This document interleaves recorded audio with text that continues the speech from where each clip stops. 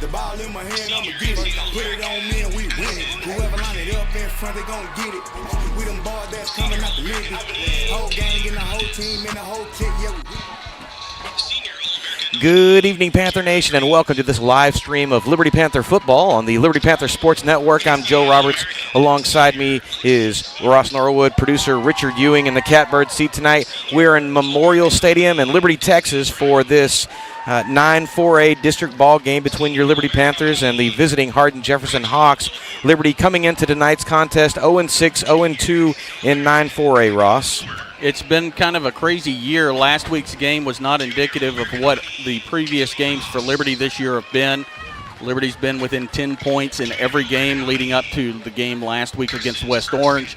They dropped that game 53-8, but it wasn't all bad for the almost said Lady Panthers.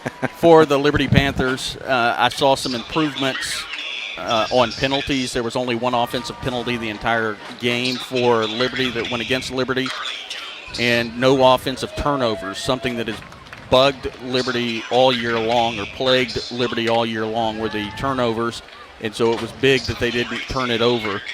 They did improve from last year's West Orange Start game in West Orange Start, the 50-3 or the 50-8 score, better than the 73-7. Well, that was one that they took on the chin last year, and like you said, they did improve. Well, Ross, tonight, a special night. It is homecoming in Liberty, Texas.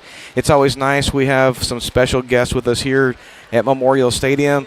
Down in the south end of the field, we have, I'm not sure what the class of, do you remember what class that was? 82. Class of 82. It's the, is that already 40? Yeah. 40-year reunion. The only reason I know that is I just had my 40th birthday, and I was 82 was the year. So welcome to the class of 82. Unfortunately, the band performed pregame, and we weren't quite on the air, so we did not get that. But halftime is going to be crowning of the Queen, the homecoming Queen. Earlier yesterday at the pep rally, the homecoming King was crowned, and I believe it was Liberty senior Marcos Gerardo who won the vote for the homecoming King. Faux pas. Hello. Been around me too long. I have. So at halftime, we will get the homecoming Queen and all the festivities that go along with that. Now, is the homecoming King going to be out there too? Well, he does not play football, so I'm sure he will be out there. Yeah, he's going to present the crown to the Queen. And then last year's homecoming Queen, Kennedy Mumphrey, should be here this evening to pass along the torch. Mr. Ewing, our producer, is also sort of in charge. Well, not sort of. He is in charge of all that stuff. And so he would know better than I would. Mr. Ewing, Kennedy going to be here tonight? Is that a yes? Okay, the jury's still out on that. Well, hopefully she gets to come here this evening. At any rate, homecoming 9-4A action. We're going to take a real quick break. When we come back, we're going to talk about the Liberty Panther offense, the Liberty Panther defense. All right, we'll be right back after these messages.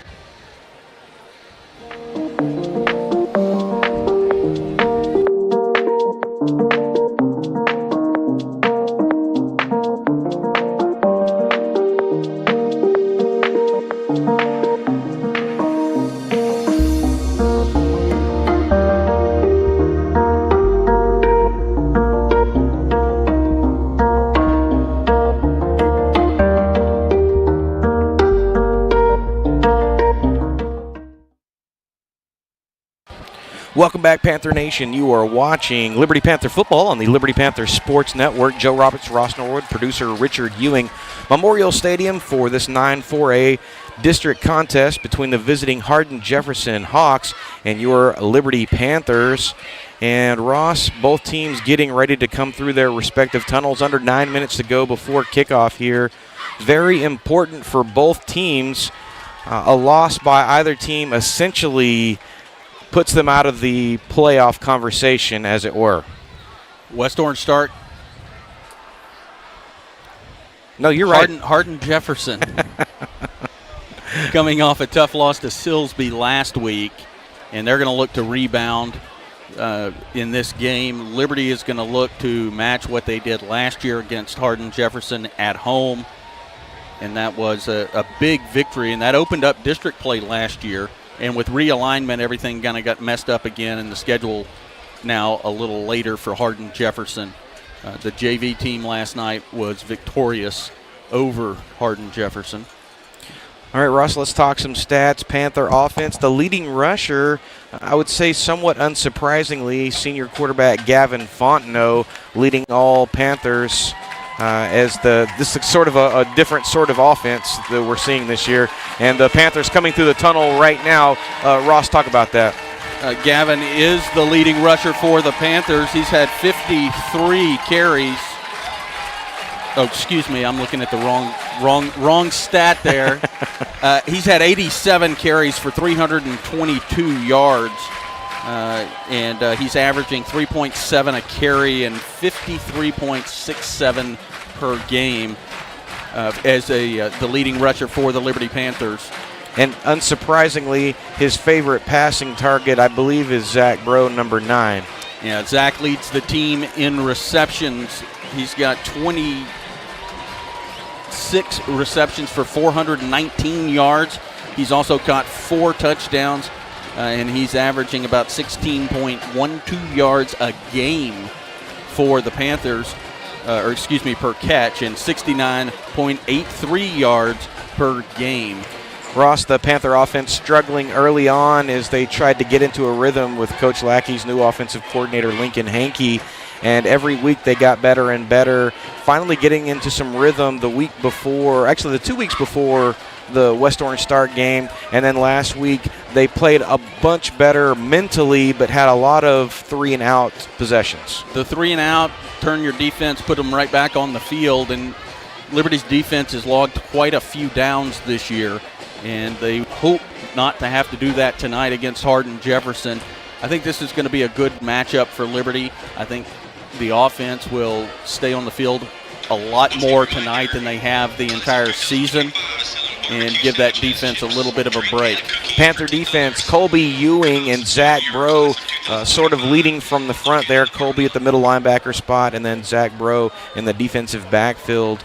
Both of them have had their name called regularly. 2 weeks ago, Zach Bro emerged as somebody that's a true threat in the secondary for Liberty.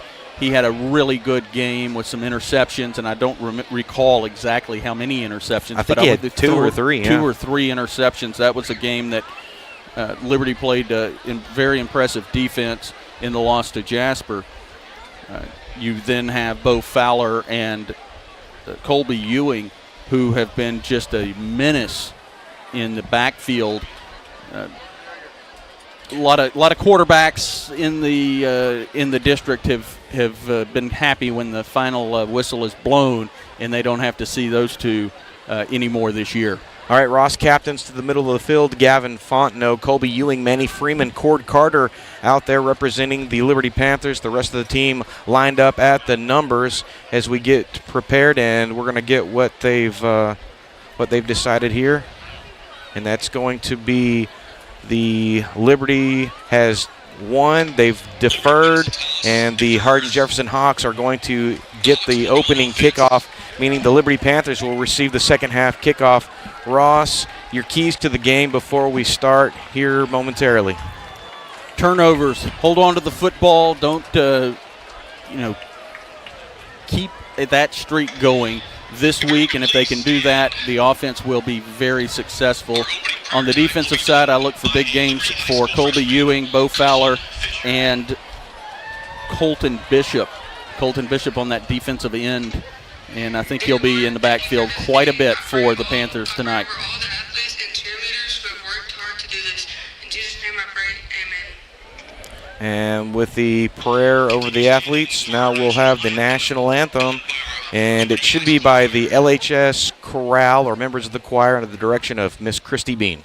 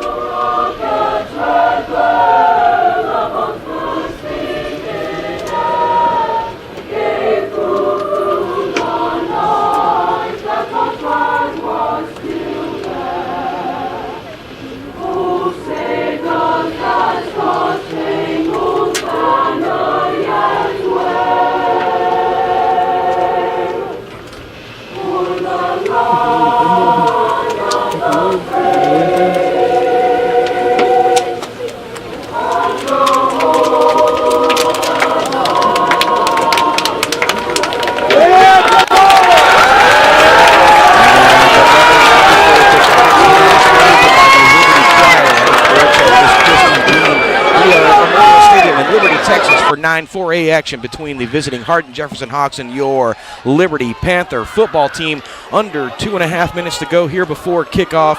And Ross, it is electric. The stands are packed. The parking lot is full. I'm looking out as far as my eye can see and looking at people still trying to find parking spots.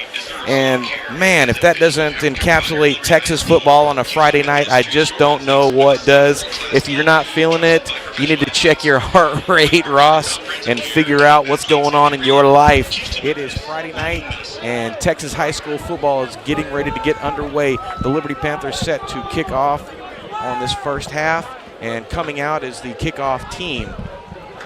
And I tell you what, Ross, we saw Zach go down with a bit of a knock last week and was wondering if we were going to see him this week, and I guess the questions are answered. He's out there, and it's nice. I was curious as to whether or not he was going to be out there. Diego Diaz-Ramirez, the freshman phenom, set to kick off for the Liberty Panthers. Panthers going from left to right, kicking to the south. And Ross, here we go.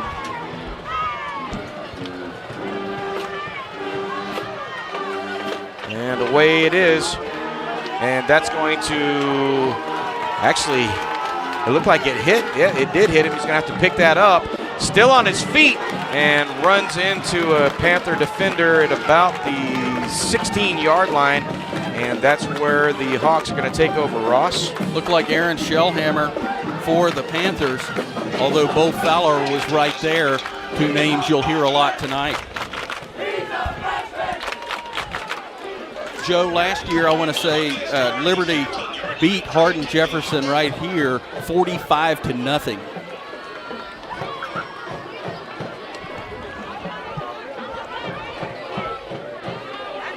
Hardin-Jefferson comes out, shotgun formation. They send two receivers on the near side, none on the far side. And he's going to run to the left. He's across the 20. He goes for the 25, but it's going to be taken down at the 23-yard line. And shocker of shockers, Colby Ewing coming up with the tackle. Melvo Isaiah in at quarterback. I did not see him last week against Silsbee. Back out there in the shotgun. They have three receivers bunched on the near side and two on the far side. Empty backfield for Hardin-Jefferson. Belt high snap.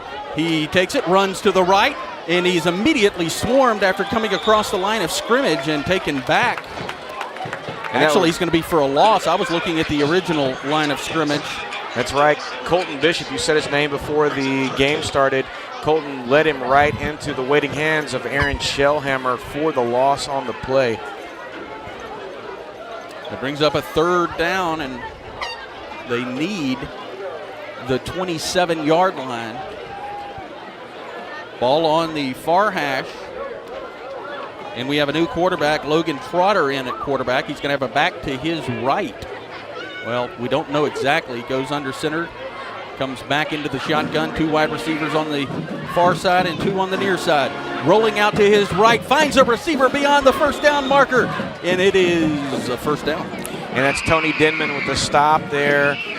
They put some pressure on him pretty quickly, and they've shown that they're not afraid to roll out of the pocket and take off with a quarterback or throw that quick ball, Ross. Rocher Sears with the reception for Hardin-Jefferson. The first down and 10. Ball is at the Hardin-Jefferson 29-yard line. Still on the far hash. Two wide receivers on the near, two on the far, one in the back.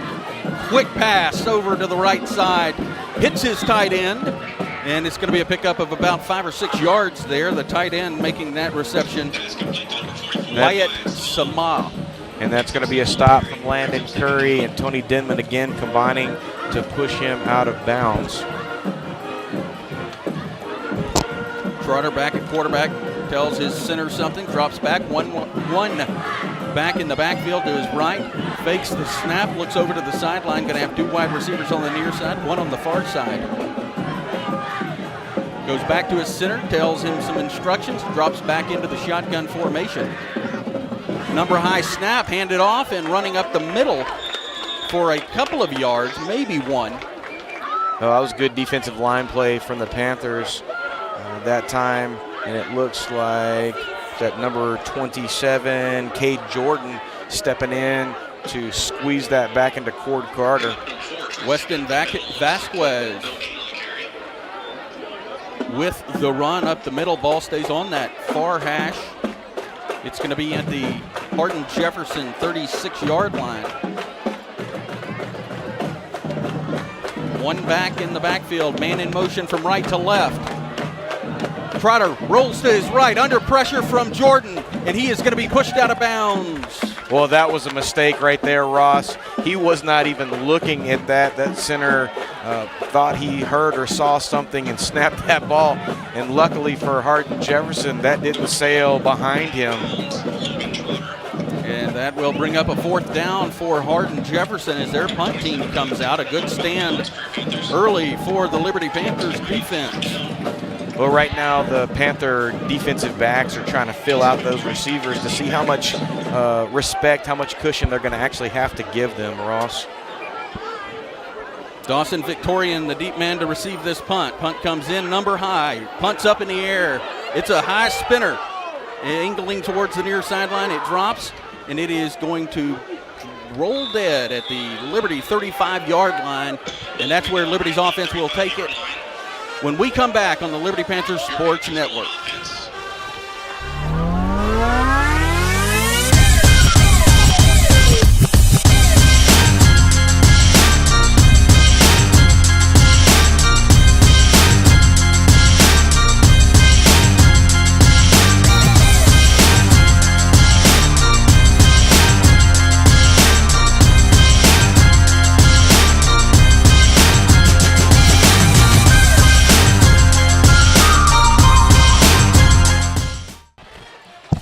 Welcome back, Panther Nation. You're watching Liberty Panther football on the Liberty Panther Sports Network. Liberty taking over for their first possession of the half. 8:56 to go here in the first quarter. And Liberty starting from their own 34-yard line. Gavin Fontenot gets the bell tie snap, pitches it back to Alex Valtierra running to the left, and he's not going to get far, maybe 2 yards on that carry. Yeah, Valtierra, another one of those Panthers that's trying to get something going. He has shown the proclivity for some explosiveness, getting bottled up quite effectively last week. Proclivity, I like that. Yeah, you like that? It's SAT word of the week, Ross. Panthers come out with 2 wide receivers on the far side. Zach Bro, the lone wide receiver on the right side. Handed off to Alex Valtierra going left. And he is going to lose the football, and Hardin-Jefferson has it. Well, that's not the way you want to start the game offensively, Ross. He came through there, and I think he just had that ball punched out of his hands when he got caught up in the scrum. He was looking for the hole, and it collapsed very quickly. So Hardin-Jefferson, after punting the football away, 2 plays later will get it, and with a lot better field position, the ball will be at the Liberty 43-yard line. Hardin-Jefferson picking up a 1st down, 1 first down on their first drive. Trotter comes out, double tight ends, 1 wide receiver. Trotter drops back, pressure, throws this ball, intercepted by Zach Bro. Bro's across the 30, cuts over to the right. He's across the 50, the 40, 30, 20, still on his feet. And he is going to be taken down inside the Liberty 15, the Hardin-Jefferson 15-yard line. Oh, that was a nice statement from the defense. Thought they were going to be off for a second, having to come right back out. Zach Bro, man, right there, man on a mission, and he almost was able to take that back to the house. So Zach Bro, who was somebody we talked about, we're not sure if he, after last week, was going to be available today, but he has announced his presence already. So now the Panthers have improved their field position greatly. Well, that's something. No one wants to be someone's homecoming game, and you have to think that when you're someone's homecoming opponent, you're going to step up your level of play a bit. Ball snapped, handed off to Valtierra. Valtierra bounces right, and he is going to pick up a few yards. No, that's Victorian on that one. Oh, was that Victorian? 22-2. It was a lot easier when it was 2-13. Right. Panthers quickly back to the line. 2 wide receivers on the far side, 1 on the near side. A back Victorian to the right. Fontenot takes this ball, rolls right, has Bro inside the 5, and he is going to be pushed out at the half-yard line of Hardin-Jefferson. Oh, man, I'm not 100% sure I agree with that spot, especially since he knocked the pylon over before he went out of bounds, Ross. Yeah, that was an interesting one, but it'll bring up a 1st and goal, and look who's coming in at the fullback position, Colby Ewing. Well, we saw that early in the season. Zach Bro going out on the wide side is the lone wide side wide receiver. 2-point this is a touchdown attempt, and it's a keeper by Fontenot into the end zone for a touchdown. And it's nice. Liberty Panthers at the 7:31 mark scoring. Gavin Fontenot calling his own number from the 1-yard line, Ross. Well, that was a nice play, and I like that they pulled Ewing in and put him in the backfield kind of as a safety valve if need be. So they're going to do a 2-point conversion, the swinging gate. Fontenot gets this snap, rolls right, overthrows his receiver, Zach Bro, and it's incomplete, no good. And at the 7:31 mark in the first quarter, it's 6-0 Liberty on the Panther Sports Network.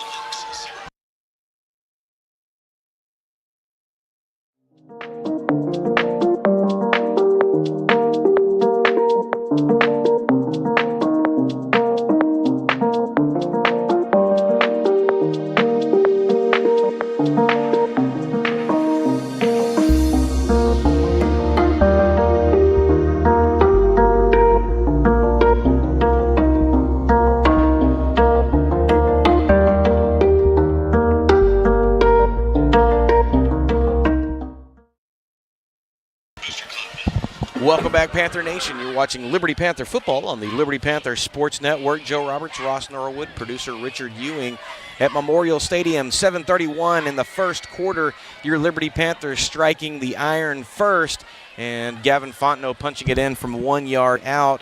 Missed the 2-point conversion try, and here we are. Diego Diaz-Ramirez set for the kickoff. This ball is booted towards the near side, and the Hardin-Jefferson return man fields it at the goal line. He runs right. He is across the 20, still on his feet across the 25, and he goes down at the Hardin-Jefferson 27-yard line. Well, that's a dangerous play to make, Ross, when you're back on your own 1 yard line and that kickoff is coming at you head high.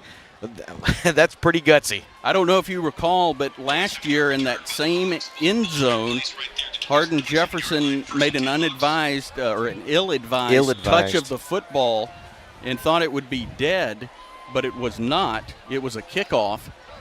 So Hardin-Jefferson comes out down 6-0 with 7:24 left. Trotter back out as the quarterback with 3 wide receivers on the near side. Hands this ball off, and that is going to be Chetting.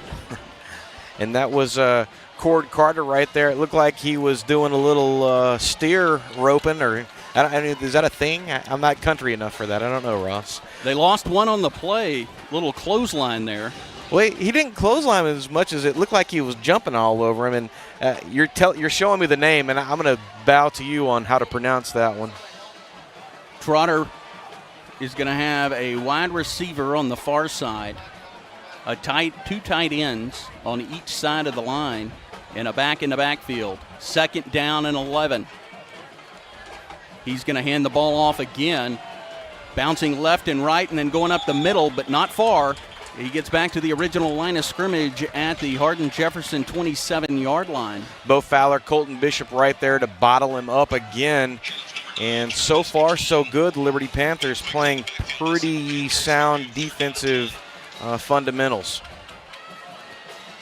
Last week, the little bubble pass out to the running back was a killer against the Panther defense, and it seems as though they've worked a bunch on that this week to shut that down. 3rd down and 10 for Hardin-Jefferson from their own 27-yard line. Trotter barking to his offensive line some new signs. Puts a man in motion right to left. Rolls out to the left. Has a receiver at the 36-yard line. And that is going to be good for a first down as he is leveled. That was close. Zach Bro right there with the pop. Bo Fowler almost got into the backfield and forced that quarterback to throw a little sooner than he probably wanted to. That was still a heads-up play from Hardin-Jefferson to get that first down.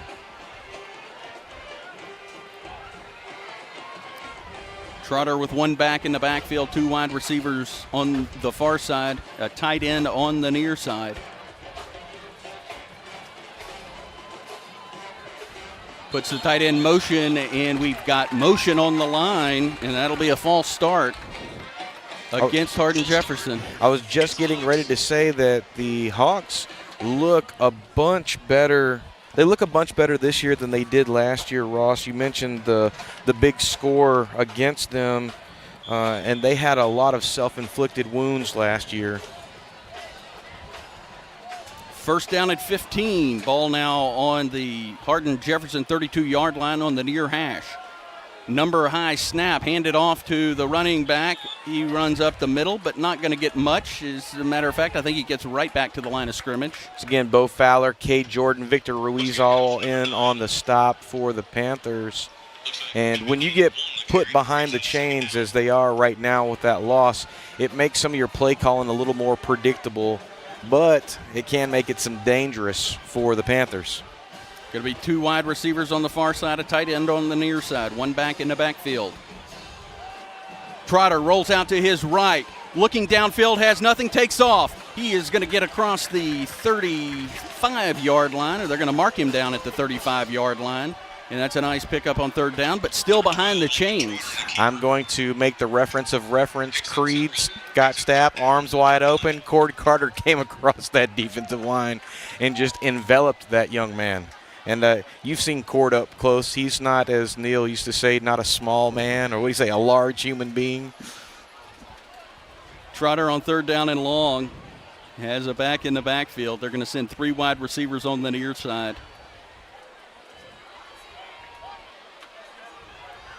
.352 left in the first quarter, 6-0 Liberty. Trotter gets his snap just above the numbers. He heaves a spiral down the field, and his receiver has got it. He was covered by 2 Liberty defenders, Aaron Shellhammer and Zach Bro. Well, Ross, that is something that we have seen time and time again. Wyatt Sama, number 44, we've seen that time and time again. Teams attacking Liberty over the top. That was just a really good catch. That time the Panther defenders were in good position. Ball on the near hash mark, fresh set of downs, first down and 10 at the Liberty 30, what is that? Is that the 36? But no, 33-yard line. 33-yard line, low snap. It's going to be fielded by the running back who runs left and is spun down by Colton Bishop. And that'll be a loss as that will move them back. Yeah, that was an unfortunate snap right there. That never really got off of the top of the blades of grass. And so that running back had to turn something into something, and it ended up being nothing. Vasquez, the running back. Trotter has his instructions from the sideline, drops back into the shotgun with the ball on the near hash. Man in motion from left to right. The snap about belt high. He finds Semi over the middle, but he can't hold on to the football. And bring up a third down and long. That time they were trying to catch the Panther defense snapping with a little screen action right over the top. And fortunately, Panther defense right there waiting for it. Never really had a chance to develop that one, Ross. Now, how does he pronounce his name again? I'm going to say Sama. Wyatt Sama? Sama. If we just say it the same, whether it's wrong or right, I'm sure someone will correct us at some point. Third down and long for Hardin-Jefferson at the Liberty 37-yard line. Man in motion from left to right. Trotter gets a belt-high snap, rolls right, looks down the field, has a receiver, and it is thrown to his right. That was Jude Flores just outside of his outstretched hands. I want to thank all of our viewers that are tuning in, whether you're here in Liberty or whether you're somewhere in the state of Texas, or even if you're in the Northeast, or we've got people all over the world, it seems like, watching us. Liberty Panther Football and the Liberty Panther Sports Network. Want to thank our sponsors, Michelle Manga Marandino, C. Bruce Stratton at Law, our scoreboard sponsors, and the Liberty ISD Education Foundation for all of their sponsorship and help for programs like this. Not possible without our sponsors, Ross. 4th down and long. Hardin-Jefferson is going to go for it. Trotter gets the number high snap. He hands it off to his back, who goes left and is taken down. Oh, it's Landon Curry coming through there with the big pop. They were trying to run a little counter back against, and we do have a flag. We're going to see what that is. Not sure. It's on the far side of the field at about the 44-yard line.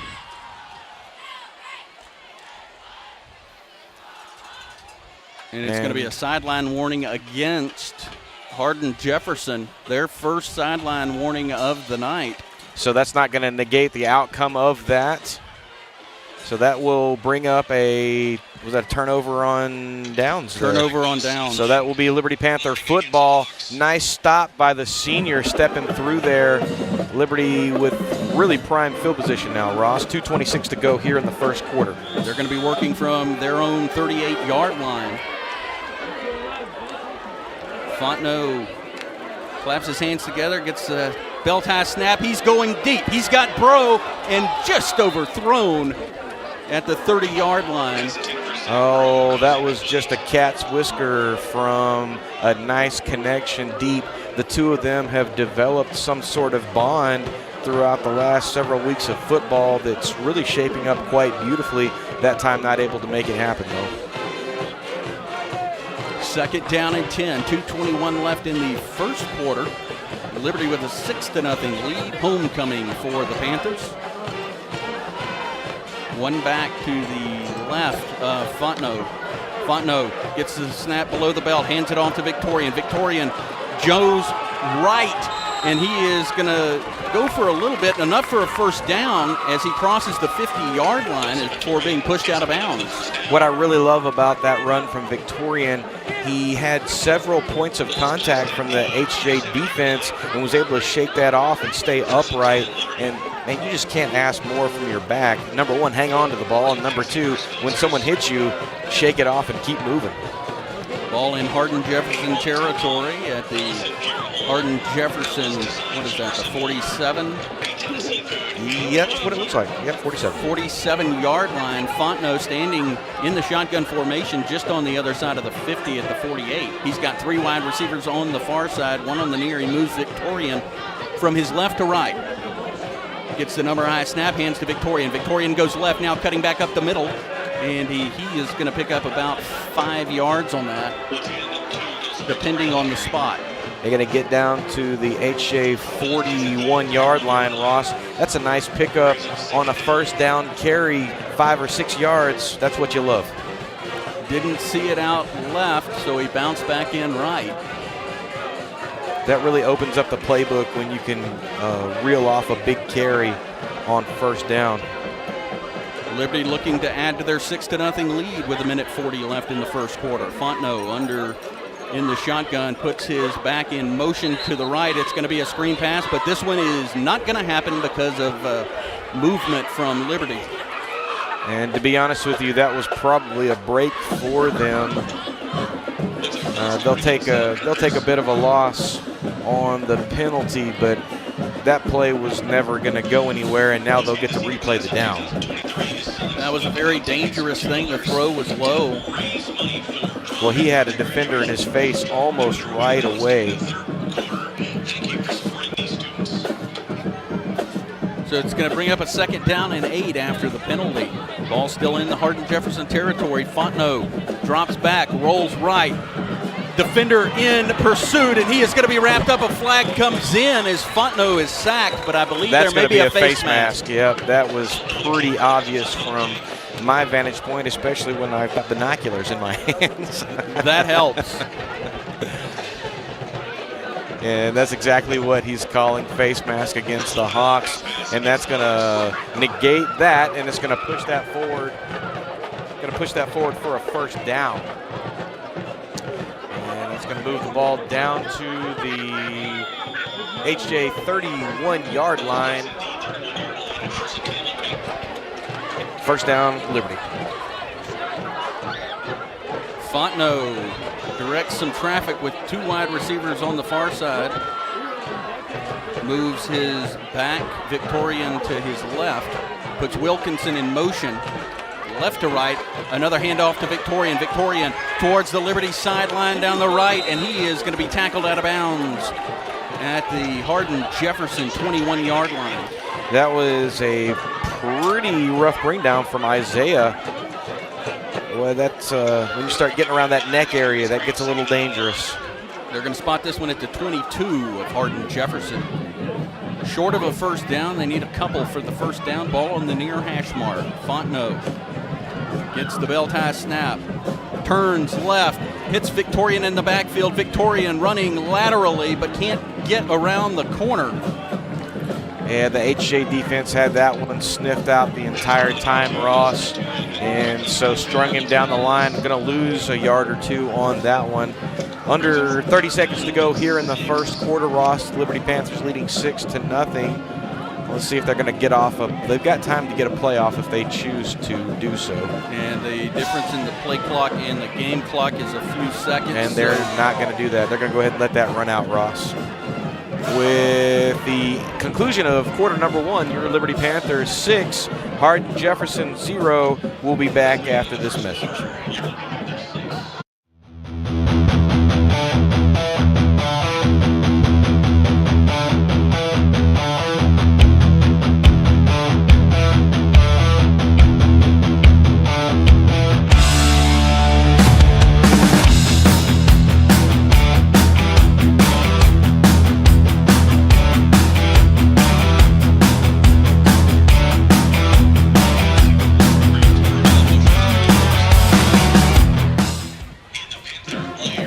Welcome back, Panther Nation. You're watching Liberty Panther football on the Liberty Panther Sports Network. Joe Roberts, Ross Norwood, producer Richard Ewing. After 1, your Liberty Panthers leading 6-0. Gavin Fontenot at the 7:31 mark, punching it in from the 1-yard line. And here we are starting quarter number 2, and the Liberty Panthers on the march again, Ross. 1 turnover in that first quarter for Liberty. Fontenot gets this snap, pitches it back to Victorian on the left side, turns into his blocker, and Victorian will get across the Hardin-Jefferson 20 down to the Hardin-Jefferson 18-yard line. Well, Ross, it's homecoming week this week. Homecoming queen going to be announced at halftime, and we'll carry all that live coverage. And I think we may try to put you down on the field with the mic. I don't know if we're feeling saucy or not. We'll see when it comes. We've got another 11:54. Fontenot gets the snap, throws to Wilkinson to the right, and hits him about the line of scrimmage. The ball's going to come loose, but they're going to say he was down by his knee on the ground, and so they're actually going to say he lost a half yard there. Well, that pass was just a wee bit on his back hip right there. That makes it tough to pull that in and then turn up, and the defender was right there waiting on him. Wilkinson getting a bunch of targets last week. A very sure-handed young man. And most of his targets this year coming last week. He's got 7 receptions for 62 yards coming into this game. Now make that 8. Just about 11 minutes to go here in quarter number 2. The Panthers leading 6-0 and marching. And this time it looks like we're going to have a timeout from Liberty. Their first timeout of the night at the 11:07 mark in quarter number 2. We're going to take a timeout with them. We'll be right back.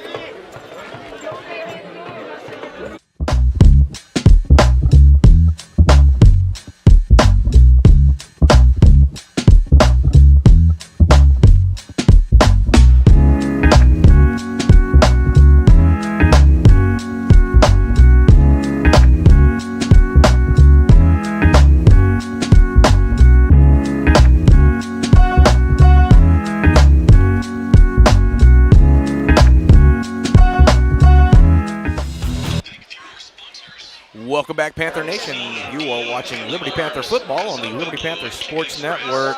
11:07 to go here in the second quarter. Panthers leading Hardin-Jefferson 6-0, and second down and long for Liberty. Shotgun formation for Fontenot. The lone wide receiver on the right side. Bro goes in motion to the left. Fontenot's going to keep this, starts to lose his footing, now going to cut across to the left side of the field, and he is in the end zone for a touchdown. Oh, that was nice. Fontenot looking to his right and having to cut all the way across the field. 10:58, Fontenot punching it in again. Let's take a look at the replay, Ross. Waiting on our producer here.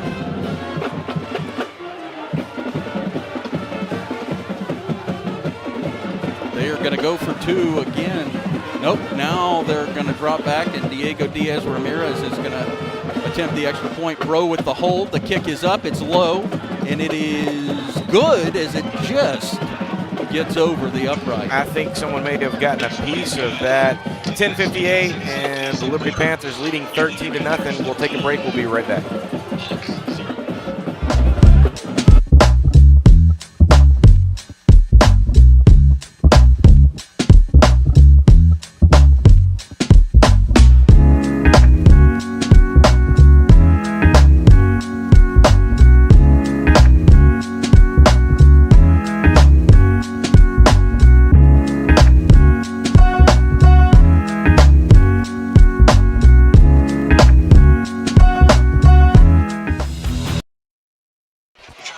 Welcome back, Panther Nation. Liberty Panther football on the Liberty Panther Sports Network at Memorial Stadium on Friday, October 7th, and it is homecoming night. Liberty Panthers take a 13-0 lead. Gavin Fontenot accounting for all of the scoring so far for the Panthers. A 1-yard touchdown run, and then, what was that, about a 20-yard run for him that time. And consequently, Panthers with a 13-0 lead. Diego Diaz with the extra point got tipped, but able to hit the crossbar and get the charity. So Ramirez Diaz coming on to kick. And this ball is booted. It's going to be fielded inside the 5-yard line on the far side, and the return man is loose. And he is going to be across the 45, now the 50, the 40. Nobody's going to get him because he's at the 20. 15, 10, 5, and touchdown. Hardin-Jefferson, there are no flags.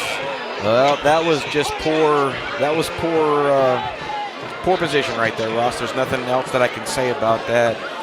You got to ask your kickoff team to stay in their lane. That time they did not stay in their lane. And a couple of broken tackles later, and you have the big gainer that we've seen, and that has been sort of an Achilles heel for the Liberty Panthers this year. They play super great, and then they'll have that one or two big home run hit right there, and that's going to allow a team to get some wind back in their sails, Ross. Trotter will hold the kick. The kick is up, and it is through the uprights. And it is 13-7, Liberty with 10:43 left in the half. We'll be back after this.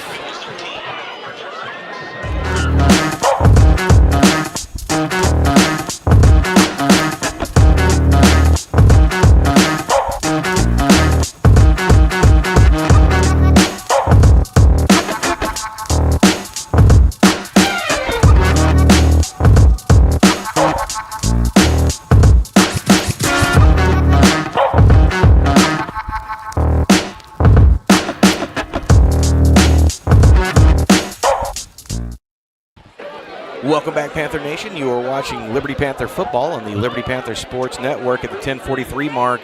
Hardin-Jefferson returning the kickoff 95 yards for a touchdown. And as it stands, your Liberty Panthers 13, Hardin-Jefferson 7. And now they are getting ready to kick off to the Liberty Panthers.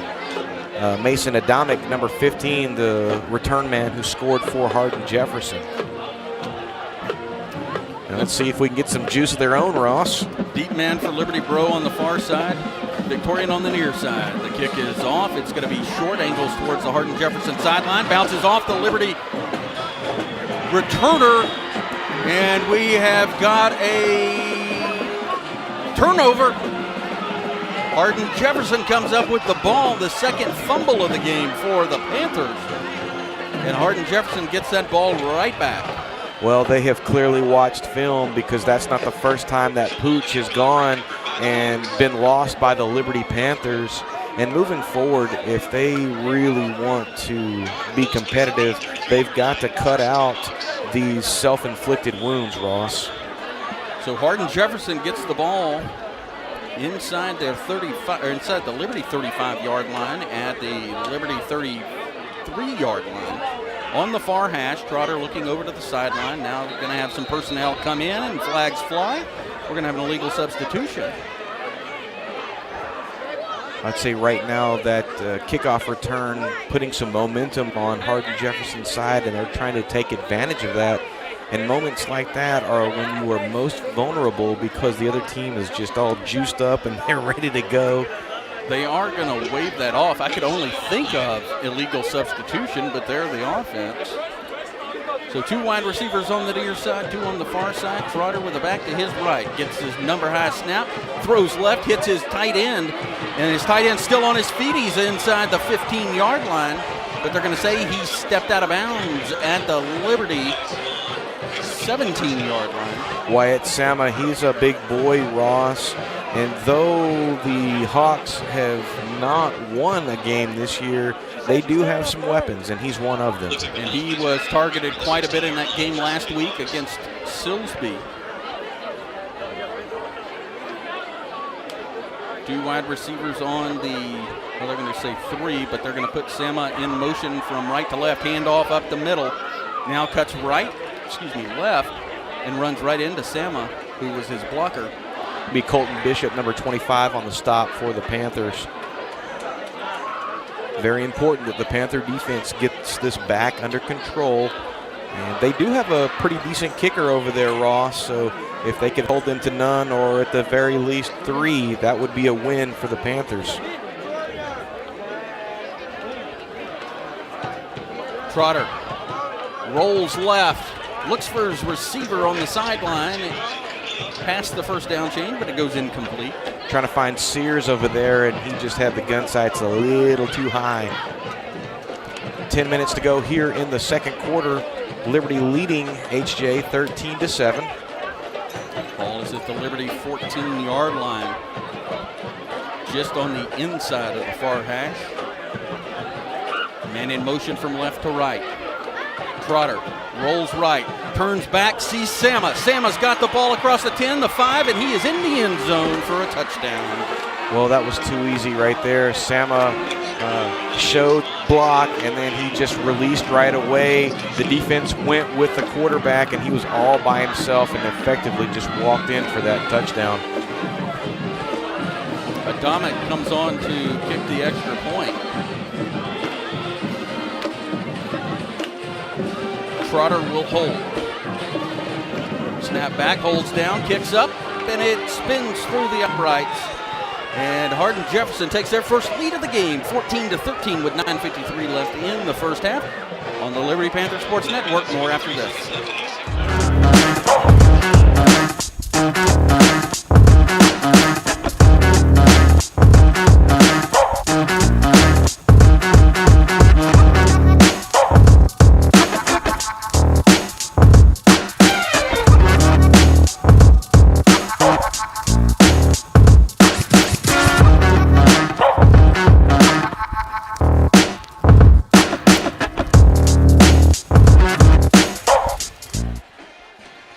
Welcome back, Panther Nation. You are watching Liberty Panther football on the Liberty Panther Sports Network at the 9:53 mark of the second quarter. Hardin-Jefferson scoring. Sama with the pass and the walk-in on the left-hand side.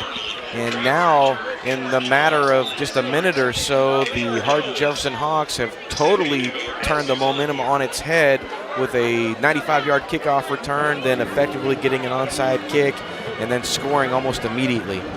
Adamic is back to kick this one from his own 40-yard line. boots this, and it's going to go out of bounds as it goes to the left side, and a flag comes. Well, he chunked that from Hardin. That was a pretty good arm. Yeah, it reminded me of those Nerf football things that you used to be able to throw that had the whistle on it. And let me make a correction. That was the Liberty 40-yard line he was kicking off from. So good field position for Liberty after the penalties marked off. They'll get this ball, well, better field position. They'll get this ball at the 30. They're going to go 33 or 32. I'm not sure that they are sure.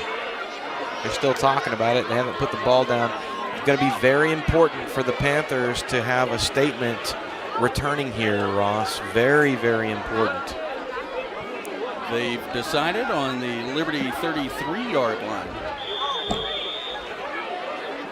Fontenot comes out with 3 wide receivers on the near, 1 on the far. Gets this, pitches it back to Victorian, who goes left, now right. Now he's cutting across the field to the right side, and he is going to lose yardage. They're going to give him forward progress, though, and he may have picked up a, what would you say, that, 1/10 of an inch? Well, they're going to give him a yard on the pickup. Looks like they're going to spot him at the 34. Ross, super important that these Panthers hit the hole and hit it hard and stop dancing.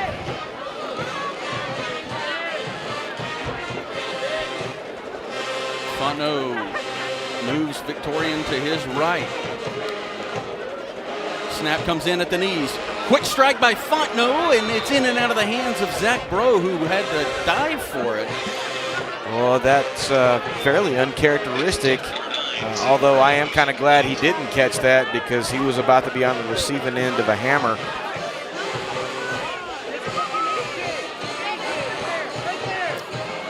Hardin-Jefferson band is pumped up. 9:09 left in the half. 3rd down and about 9 for Liberty. Ball on the far hash mark on the Liberty 34-yard line. Fontenot gets this snap, drops back, rolls out to his right, and he is going to be wrapped up and taken down for a loss.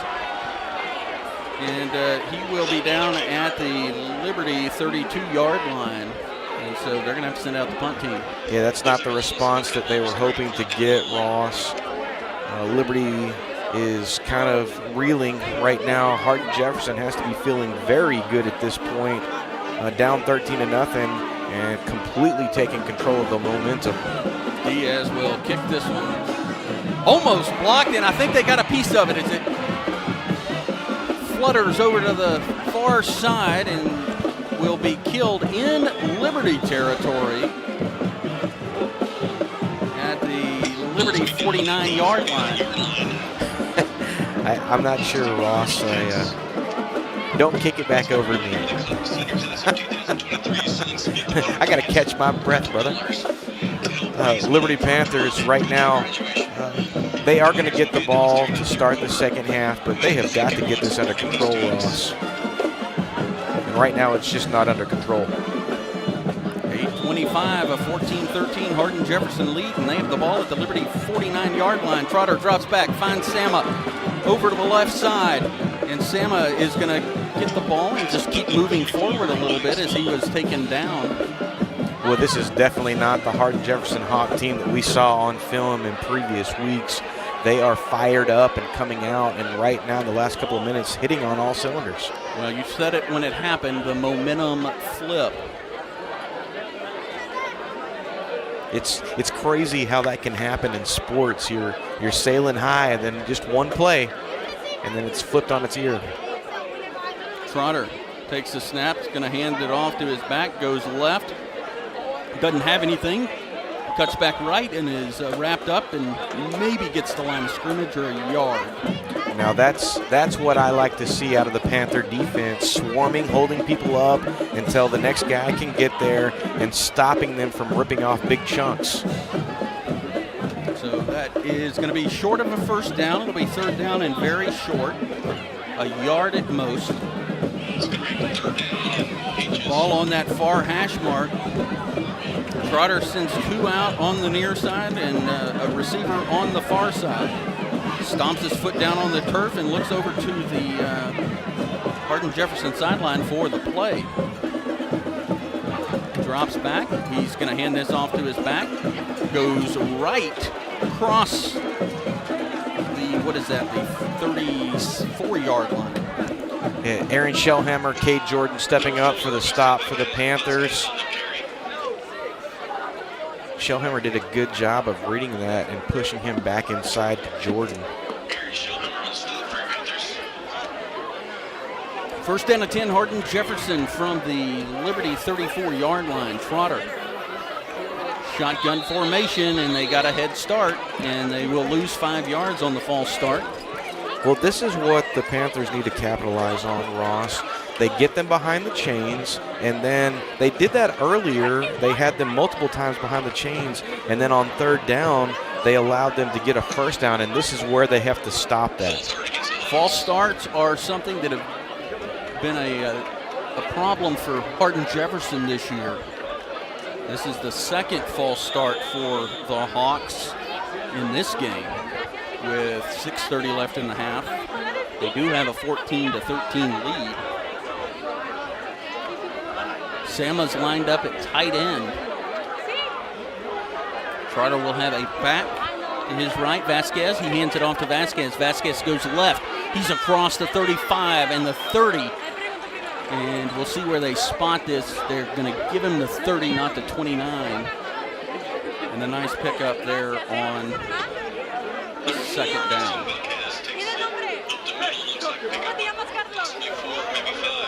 Well, this is actually going to be second down. That was first down because of the penalty.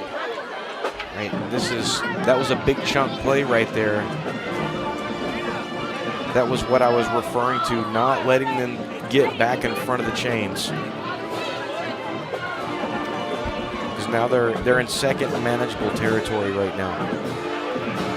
2 wide receivers on the near side for Trotter. Swings to the right side, finds a receiver in the backfield, and he is going to struggle to get back to the 30, the line of scrimmage, and they're going to say he lost a yard. That was a good job. Colby Ewing stepping up there and making him hesitate just enough for Victorian to get in there and clean him up, and effectively getting nothing, maybe back to the line of scrimmage on that.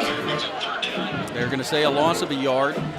I like that even better. 31-yard line. The third down, they need the 24-yard line.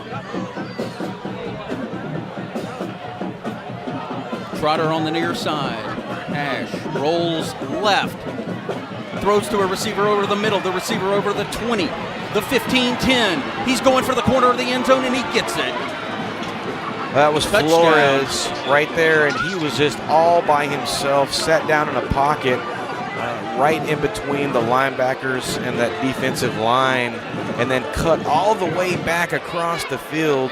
No one there to pick him up.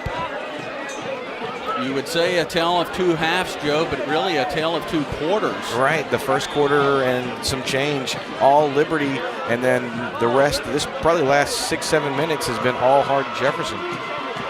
Hardin-Jefferson will go for 2. Trotter under center. Pitched back to the left, and it's going to be good for the 2-point conversion. That was number 30, who we don't have on our roster. No, I think, was that 30? I thought it was 20 who did that. Well, Luke McCullough. We'll give Luke McCullough credit because we don't have a 30. Yeah, that was McCullough. Okay. You know, I got new glasses a couple of weeks ago, and I don't think they're really working all that well for me. We'll be back after this.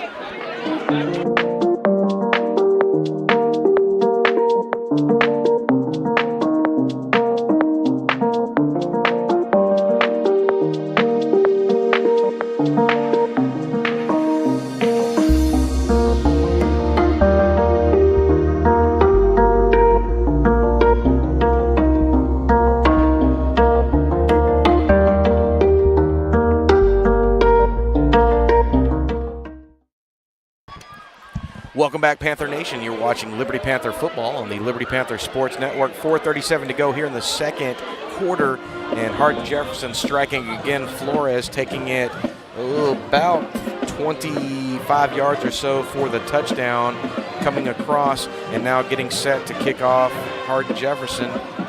Manny Freeman and Dawson Victorian, the deep man for Liberty. Adamic's kick. Spinning down. It's going to be fielded by Freeman. Freeman gets a hand on it but drops it, and he is going to be wrapped up and taken down at the Liberty 5-yard line. And that is the second issue they've had on a return. Manny Freeman able to get this one, but Liberty will be starting their drive on their own 5-yard line. Well, they're going to give him a couple more. They're going to be on the 7, but try to take off before he had possession of the ball, and that's kind of characteristic of high school kids. Not a shocker. 22-13 Hardin-Jefferson, 4:32 left in the first half. Liberty from their own 7-yard line. A wide receiver on the right side, 2 on the near side. A malfunction at the junction, and Liberty able to jump on this one as that ball was fumbled on the snap. Quarterback Shane Falco in the classic movie The Replacement said it best. He was most afraid of quicksand. When one thing goes wrong, it just keeps going and going. In the last several minutes, it is just going wrong. And the Panthers have got to get a handle on this. Ball on the far hash at the Liberty 3-yard line after the loss of a few. From his end zone, Gavin Fontenot hands this ball off to Valtierra, and Valtierra charges across the 5, and he'll be taken down at the Liberty 9-yard line. That was a nice run from Valtierra, especially after the earlier fumble, coming back and running hard. But he's been doing that most of the season. Bro going to be the lone receiver on the far side. 3 on the near side. Fontenot claps his hands together, gets the bell tie snap, rolls left. Throws this ball, and it's a one-handed catch by Wilkinson. Oh, talk about a play right there. Nathaniel Wilkinson, the senior, I believe he's a senior, coming through there and snagging that. And we got a replay, Ross. Just kidding, we don't have a replay. We almost had a replay. Somewhere in some iteration of what we're doing, there was a replay. But that was a great catch. Fontenot quickly back to the line. He's going to keep this one off to the left, and he is going to be wrapped up, staying on his feet, but finally out of bounds, and gains about 3 yards there, maybe 2, depending on the spot. Well, going back to that play, not only was that a great catch, but it was a great one-handed catch over his back shoulder. Now let's see if the Panthers can build on that. That's the sort of play that can get your juice going again. Lots of excitement on the Liberty sideline when Wilkinson hauled that in. Ball is at the Liberty 26-yard line. Second down. Fontenot, little pitch back to Valtierra. Valtierra over the right side. He's across the 45, and he steps out of bounds just before the 50, but there are going to be flags. It's not going to matter because the receivers weren't set on the far side. They're going to get popped for movement along the line. That was, I kind of caught that out of the corner of my eye. Yeah, the slot receiver and the far receiver were still trying to get themselves set when they snapped the ball.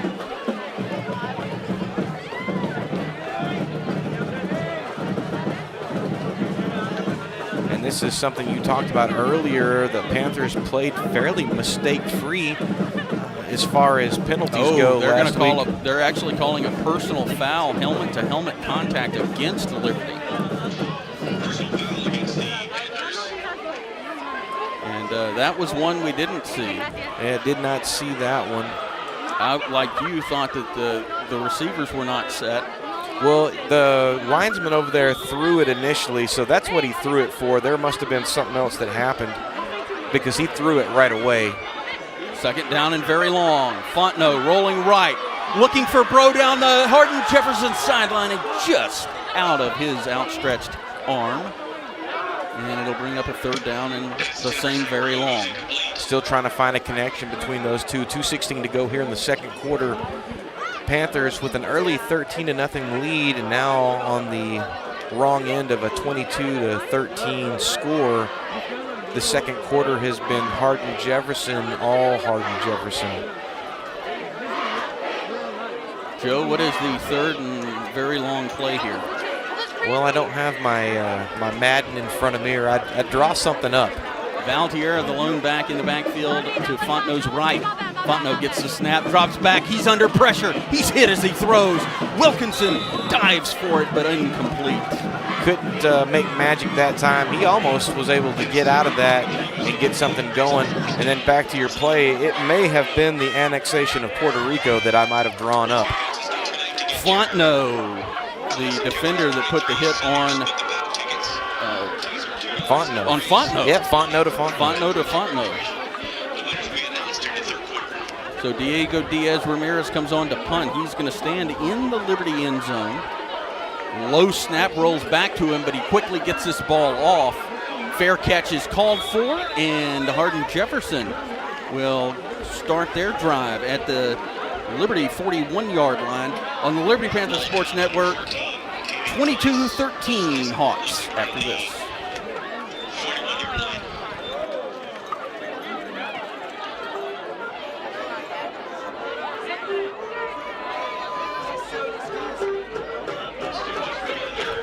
Well, that was the kind of punt that we're used to seeing from the freshman, Ross. Last time it was a little spotty. May have gotten a hand on it, the defender did, but this time he got something clean away. Gets it off quick. Trotter going to hand this ball off to his back, and he is going to be taken down in the backfield by Colby Ewing. That's right. That's what we want to see out of the senior linebacker. Step through the gap very, very quickly and met him in the backfield for a big loss. Under 2 minutes to go, Ross. Would you call that 6? I don't know, maybe 5. Yeah, it looks like 5. Pushed them back to the Liberty 46-yard line. And that changes the way you move about the rest of this drive with 1:36. Both teams, Hardin-Jefferson with 3 timeouts. Trotter rolls left, pump fakes, throws left to the sideline, and it's incomplete. And that was good coverage from the Panthers that time. And that's going to stop the clock. 1:27 to go in the second quarter. Hardin-Jefferson not in a super huge hurry, although they are going to be kicking the ball off to start the second half. This is still a battle, and as I said earlier, the loser of this game their season's effectively over as far as playoffs go. Third down and about 15 for Hardin-Jefferson at the Liberty 46-yard line. Trotter has this. He's going to hand off to Vasquez. Vasquez goes left, cuts back inside, but not going to find much. A few yards there, and that'll bring up 4th down and long. And we may see the Liberty Panthers getting ready to take a timeout at some point. And they try to strike, although they're not. So I guess they're okay with letting the time go out because they are going to get the ball to start the second half. So Hardin-Jefferson not in a hurry to get to the line. Trotter, the quarterback, is still there. They may be going to run the play clock all the way down and take a timeout. Although they are in what some call the alumni section, which is is kind of a territory where, depending on which side you're on, there is going to be a timeout. We'll take it with them. Talk about that in a minute. 22-13, Hardin-Jefferson with 40 seconds left in the half on the Panther Sports Network.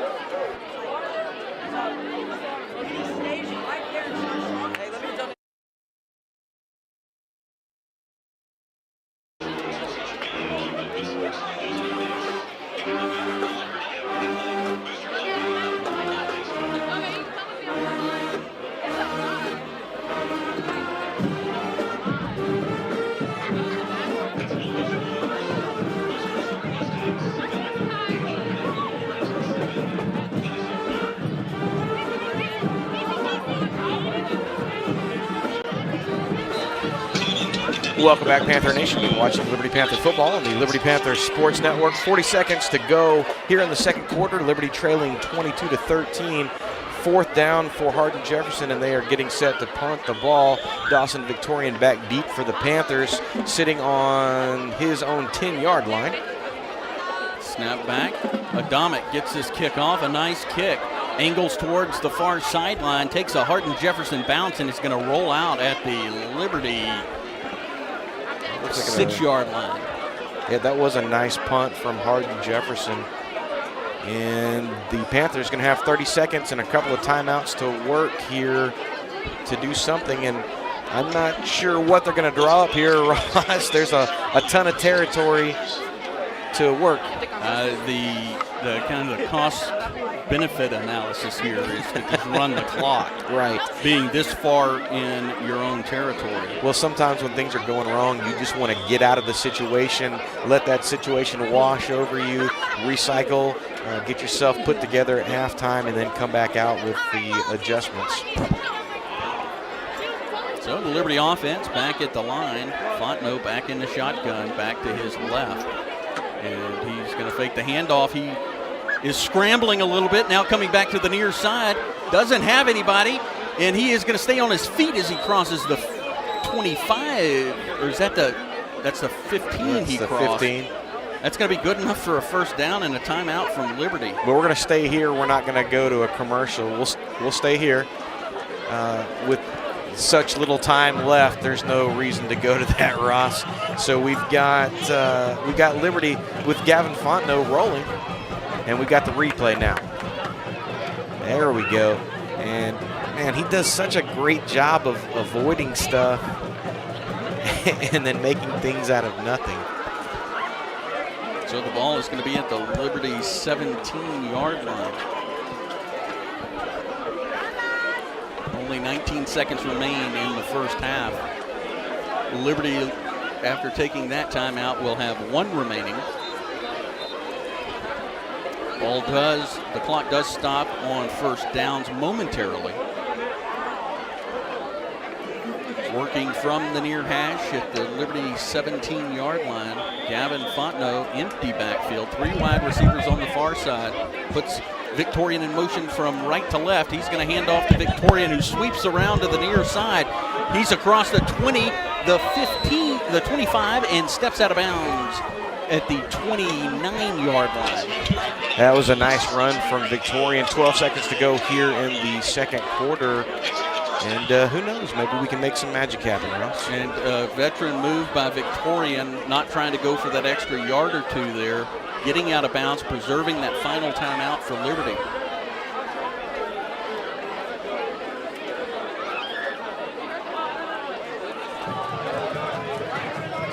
Three wide receivers on the far side. Fontenot drops back with Valtierra blocking. He throws down the field. He's got Bro over a defender. He's across the 30, the 25, 20. Still on his feet as he cuts over to the near side at the 5. He's still going, and he is going to spin into the end zone for a Liberty touchdown. And most importantly, no flags on the field. That's what we've been waiting for. Let's take a look at the replay. Boy, how about that, Ross? Gavin Fontenot having all day to throwing it, and then Bro stepping over and making the catch over the defensive back, and then having the wherewithal to stay on his feet. And that is he taken down as time expired. Fontenot rolls right and finds Free J, or is that Shellhammer? Nope, you're right. You had it right. Number 12. Free J in the end zone. The 2-point conversion is good, and Liberty now trails Hardin-Jefferson by 1, 22-21. It's halftime of Homecoming in Liberty.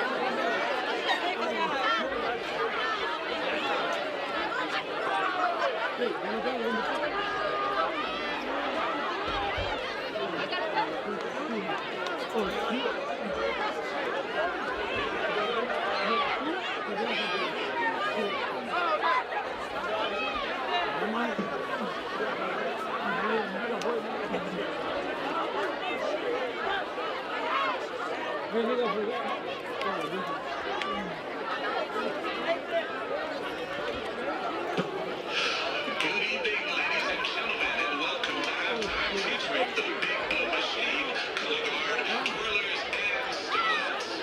The band is led under the field direction of drum majors Emma Sanderson, Trinity Moody, and Kayla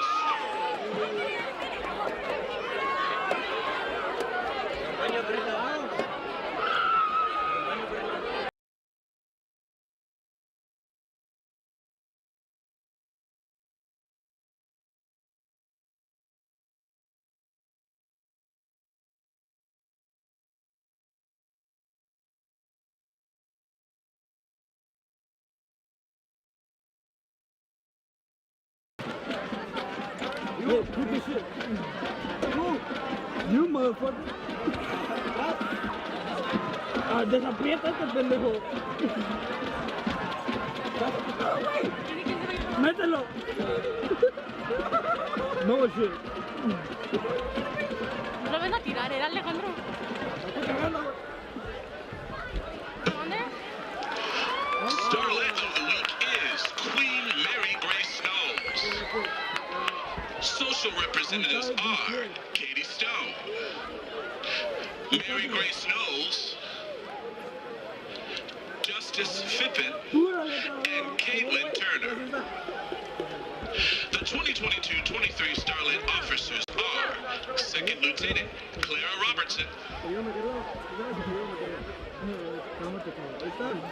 Second Lieutenant Skylar Redley, Second Lieutenant Drew Bullion, First Lieutenant Claire LeBlanc, and Captain Emery Callis. Twirlers for the Big Blue Machine are Layla Caleb Brown, Ya estuviera acá desde pillado. Audrey Moody, Madison Streeper, Kendall Mayton, Emma Sanderson, Captain Trinity Moody.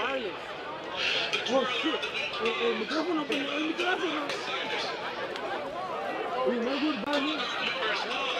Members are Alexis Güey, prende esta mamada para empezar. Madison Kuwait, Jordan McGallion, Por allá o por acá abajo. Jade McGallion, and Captain Cordelia Acklin. Color Guard member of the week is Jordan Joey McGallion.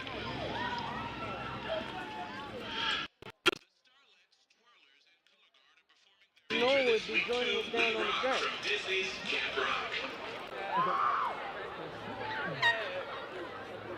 Will Mr. Norwood be joining us down the track?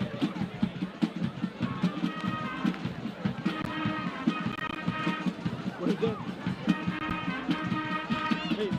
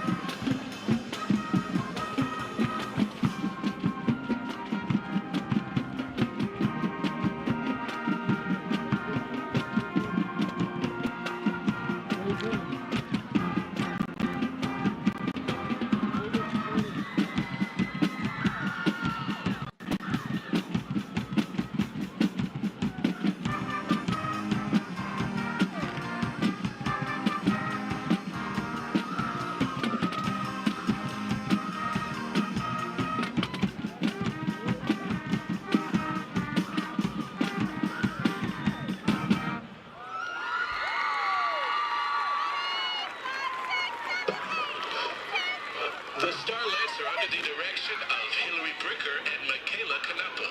HJ Color Guard Director is Lauren Steffen. The Twirler Director is Tiffany Freddie.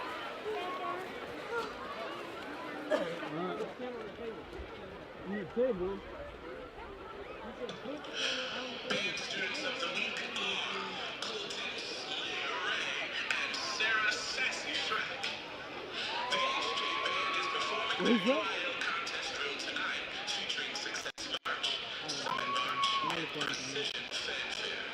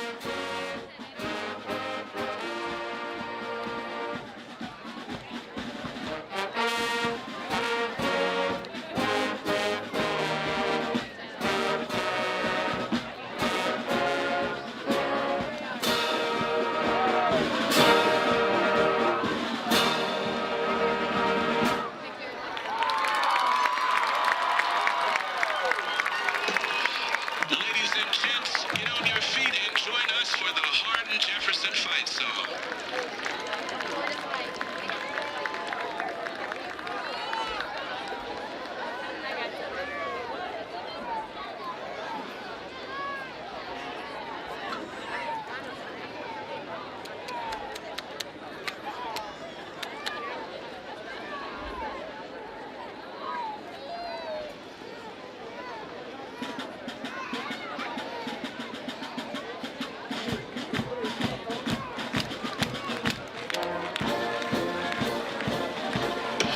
Directors for the Big Blue Machine are Martin Trammell, Olivia Contreras, and Olajuwon Taylor.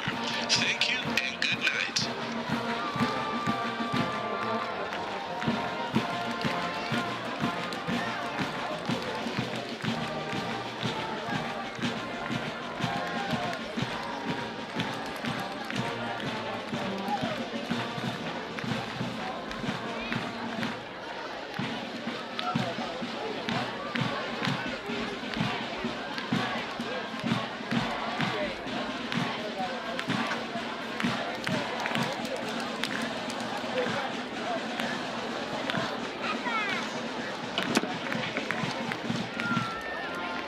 Ladies and gentlemen, welcome to Liberty High School Homecoming.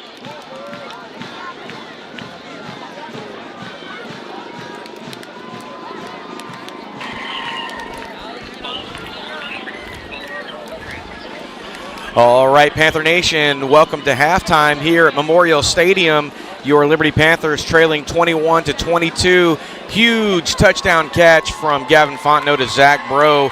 And getting ready now for the homecoming court as they make their way onto the field.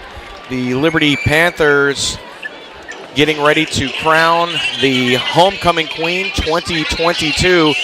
Ross Norwood on the sideline with our sideline gang, Alejandro Minivar, Eduardo Mata on the cameras down there. And we're going to kick down to Ross here in just a second. And a familiar sight, Miss Ripkowski leading the way. The homecoming king, Marcos Gerardo. And I do see Kennedy Mumphrey, last year's homecoming queen.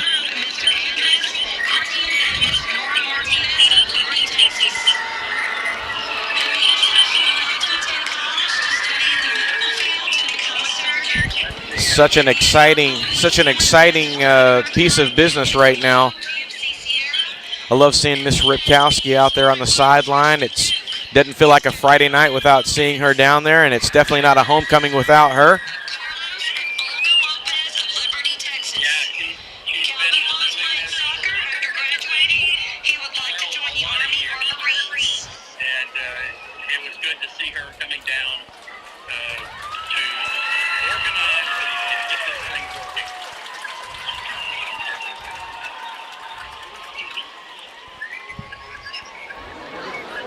Hope you're enjoying our sideline shots.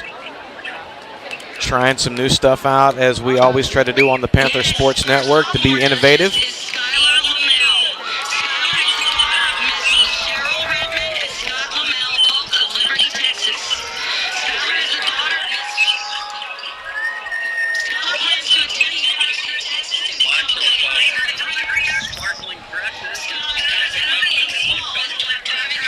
And right now, it looks like the Dukes and Duchesses are making their way onto the field.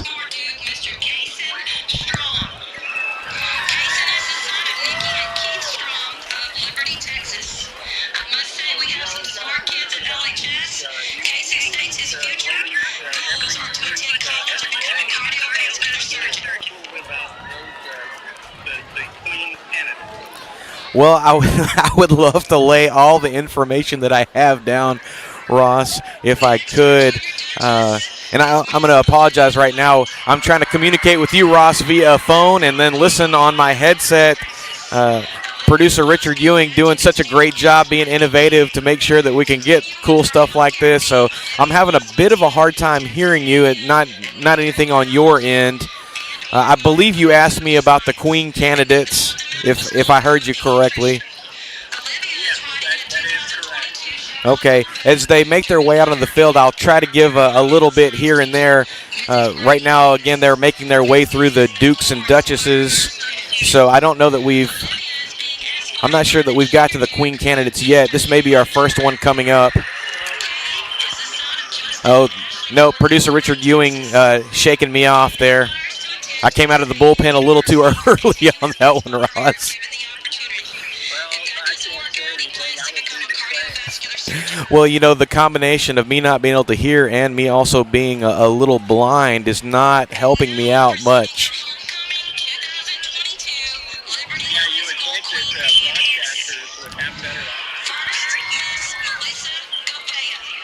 And now we have our first homecoming queen candidate, Melissa Govea, stepping out. Oh, man, such a beautiful red dress that she's wearing. She's one of my sweet babies. She's a prancer, but also one of my theater kids.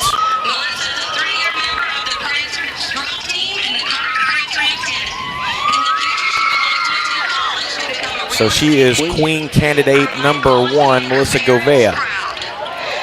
We may try to move a little bit closer to see them walking out. Yeah, no doubt. I think that would be great.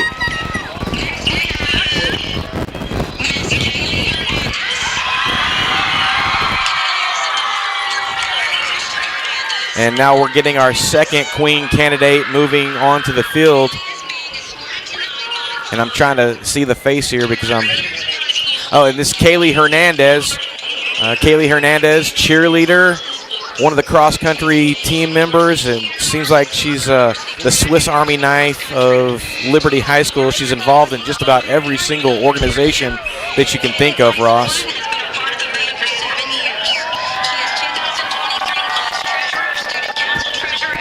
Oh, I see Kennedy now.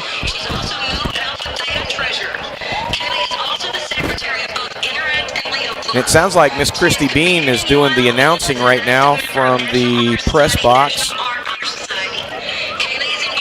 Is that not Christy? Oh, no, that's Karen Slack, the LHS principal. Sorry, I'm listening to 4 or 5 different things right now. I can't really see who it is. It's Karen. Oscar Cantu, the public address announcer's spotting charts are blocking her out. I can see just the top of her head.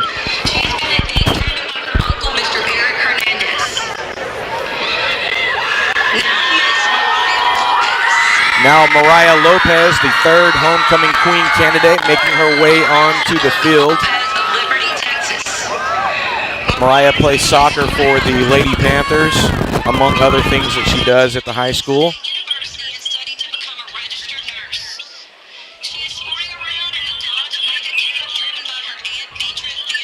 Well, I'll tell you what, Ross, I don't know who's going to win, but whoever wins is rocking an awesome dress right now. Everyone working the sparkles. And Cherish Robinson now making her way out. Cherish, the LHS cheer captain, moving her way onto the field. All 4 queen candidates now on the field. And the only one left to come on now, homecoming king Marcos Gerardo and last year's homecoming queen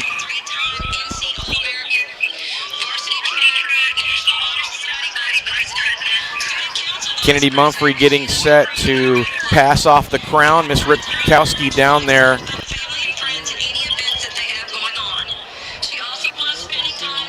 And I'm imagining it's going to get pretty loud here in just a second when they announce the winner of the homecoming queen. So I'm going to pull this away from my ear as soon as that crowd goes wild.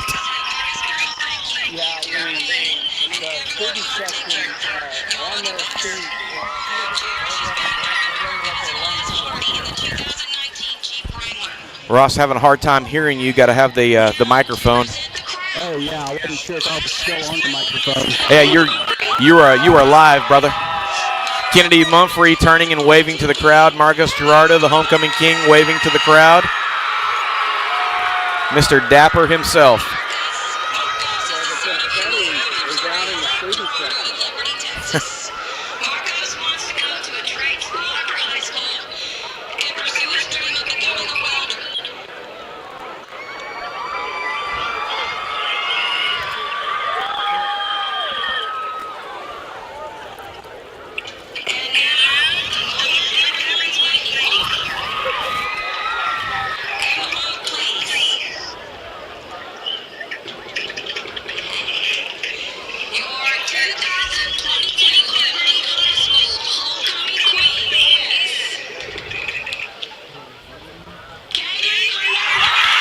And Kaylee Hernandez, the 2022 Homecoming Queen, announced.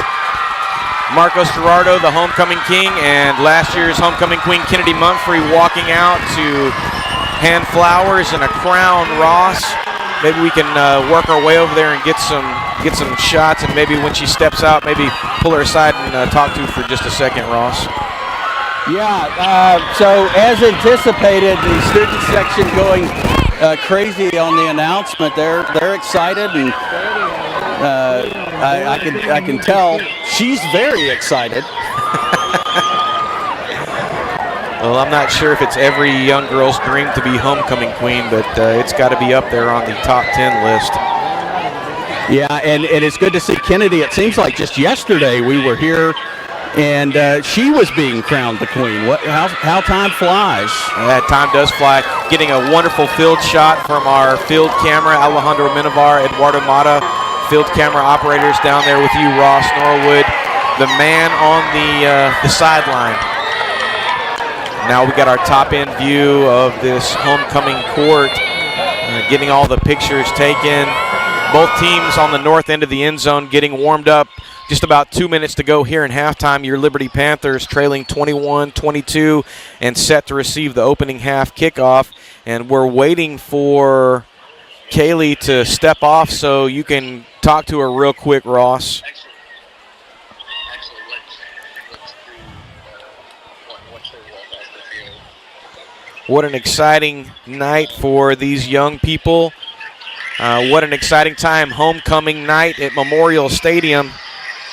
And this is something they're going to remember the rest of their life, Ross. Oh, it looks like we're waiting on a car. There we go. We're waiting on the vehicles to make their way around, Ross. Yeah, that was the fun part. Get into the different vehicles and take a lap around the track. I got to drive one of those, I guess, my senior year, and nearly dumped the lady that Sitting on the back of the convertible, right onto the track. So, low bar here. And Melissa Govea making her way off to her chariot, as it were.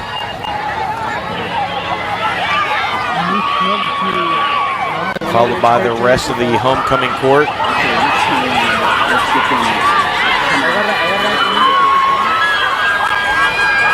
And Ross, the homecoming queen, getting ready to walk right by you.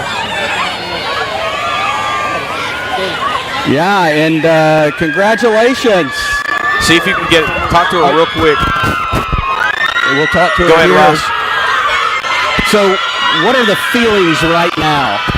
I'm very grateful for my class and all my classmates for voting for me. This is just a wonderful experience, and by bar, my highlight of my senior year so far. Congratulations. That was Ross Alrighty. Norwood on the sideline with the 2022 homecoming queen, Kaylee Hernandez.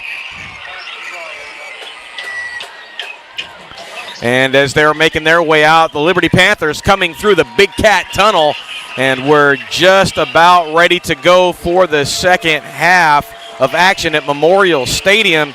Your Liberty Panthers trailing 21-22 and getting set to receive the opening kickoff.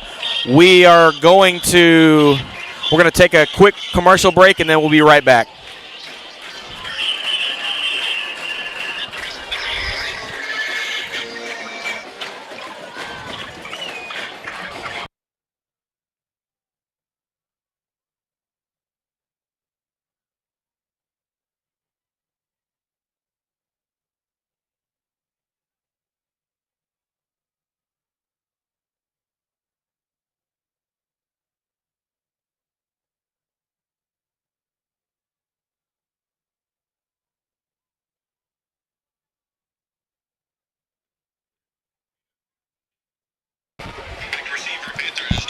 Well, the Gremlins strike again, not able to cut to a commercial.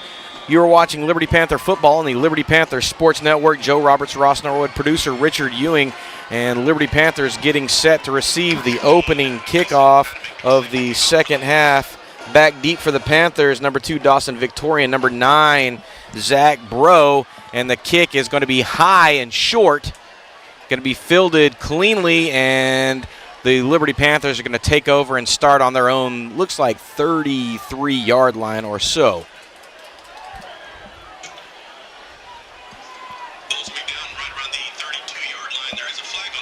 There is a flag, and waiting to see what that is going to be. Liberty Panthers striking at the very end of the first half. Gavin Fontenot to Zach Bro for the monster touchdown.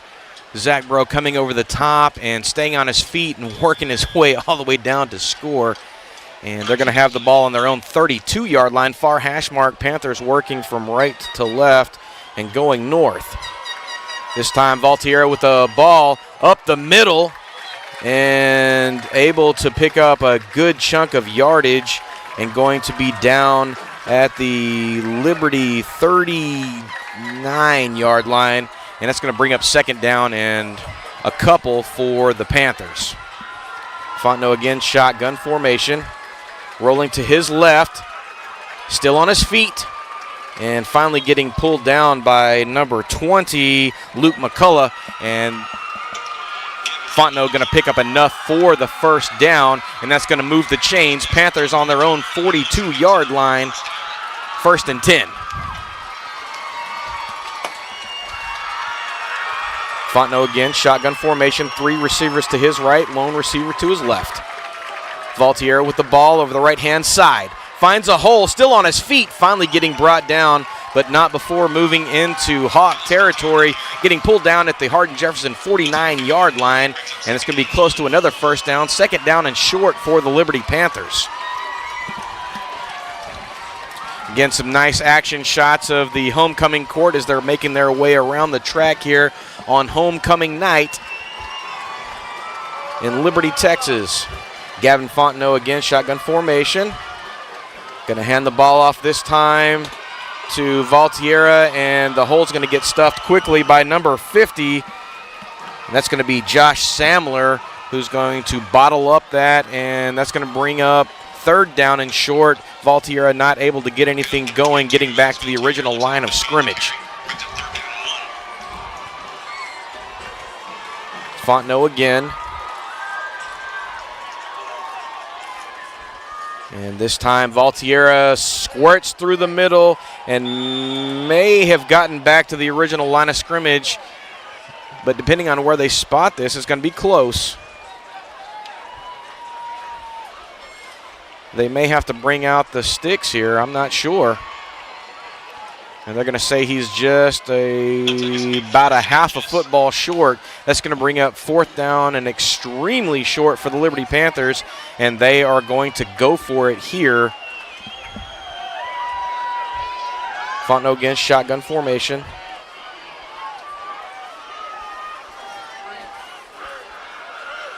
Going to go up to the line of scrimmage and going to call his own number.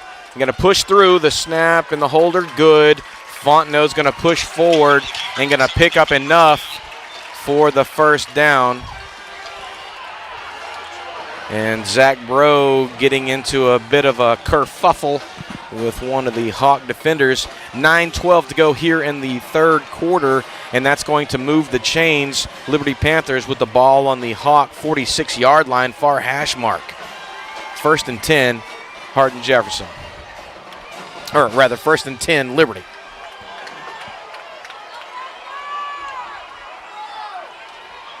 Valtiera going to take the ball left-hand side, avoids a couple of Hawk defenders, finally getting pulled down by number 28, Xander Reeves. Going to pick up a pretty good chunk on that one. And the Liberty Panthers getting a little chippy out there, led by number 9, Zach Bro. And that's definitely not the one that you want to get chippy. Chris Lackey, the head coach, going out and pulling him off the field. Yep, time to keep his head about him and not pick up one of those extraneous penalties that can be a drive killer. Fontenot in the shotgun formation. Valtiera to his left, going to hand the ball to Valtiera. Finds a hole and gets up, but the hole collapses pretty quickly. but not before Valtierra picks up enough yardage for the first down, moving down to the Hawk 35-yard line, 1st and 10 for the Liberty Panthers. Alex Valtier picks up the first down. Doubles to the right and left for Fontenot, scrambling to his left, going to tuck the ball and run. 30, 25, and finally getting popped out of bounds by number 29 for the Hawks, Andres Martinez. Looks like we're going to have a hold against the Panthers. Now that's going to negate a fine run from Fontenot. We just talked about that, not kicking yourself in the heel, and that's going to replay the first down and push the ball back. And that penalty coming as after Valtierra had already passed that point. Be first down and 20 for the Panthers from the Hawk 45-yard line near hash mark, 7:45 and counting here in the third quarter. Liberty trying to come out and establish a rhythm early. First drive for the Liberty Panthers. Wilkinson in motion. Valtierra again going to get caught in the backfield by number 50. Initially avoided him and then not able to stay on his feet. And the Panthers are going to lose a couple on that one. It's going to bring up 2nd down and 22. The tackler was lucky there because he kind of came in right on the edge of a late after Valtierra had already gone down and hit him.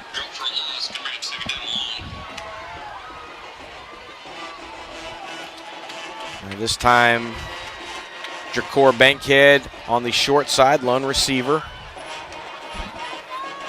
Fontenot rolling to his right, getting out of the pocket, looking downfield, throwing it over the top. And number 23, Nathaniel Wilkinson, with a monster reception. And that's going to be a big chunk play. First down and 10 for the Liberty Panthers as they get back into Hawk territory. And they're going to be on the Hawk, it looks like 17-yard line, Ross. Does a good pass there. Wilkinson again. And we do have a replay on that. Fontenot keeping the ball, going to his left, trying to get the corner, finds one. Another little hole, finally getting pulled up at about the 10-yard line before they're going to blow the whistle dead. It's going to be a big pickup for Gavin Fontenot. 2nd down and a couple for the Panthers. Yeah, good job there by the offensive lineman. There were a couple of points where they let go before it would turn into a hold. 2nd down and 3 for Liberty from the Hawk 10-yard line. Fontenot shotgun formation, Valtierra to his left. Going to hand the ball to Valtierra and not able to pick up anything, maybe getting back to the line of scrimmage, and that's exactly where he got, back to the line of scrimmage. Going to bring up 3rd down and 3 for Liberty. They filled the hole there and just didn't give Valtierra anywhere to go. Yeah, he had he did what he could do on that. 5:26 to go here in the third quarter.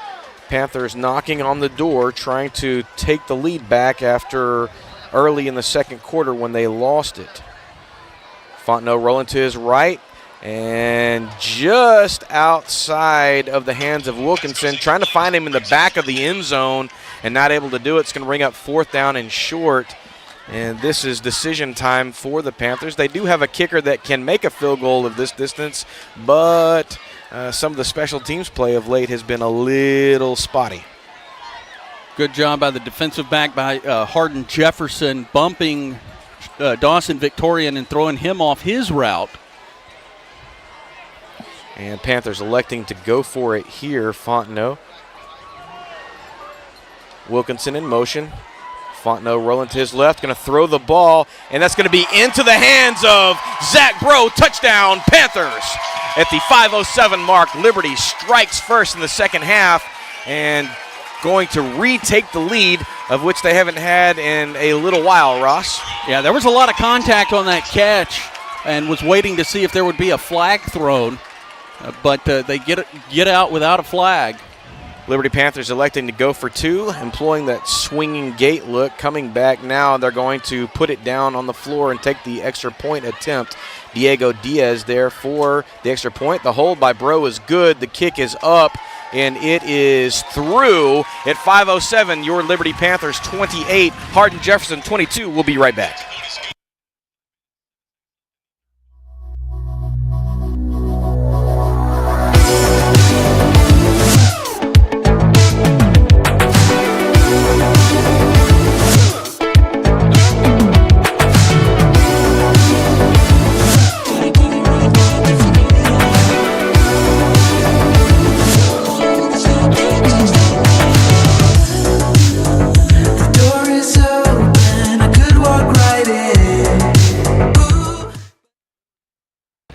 Welcome back, Panther Nation. You are watching Liberty Panther football on the Liberty Panther Sports Network. 5:07 to go in the third quarter.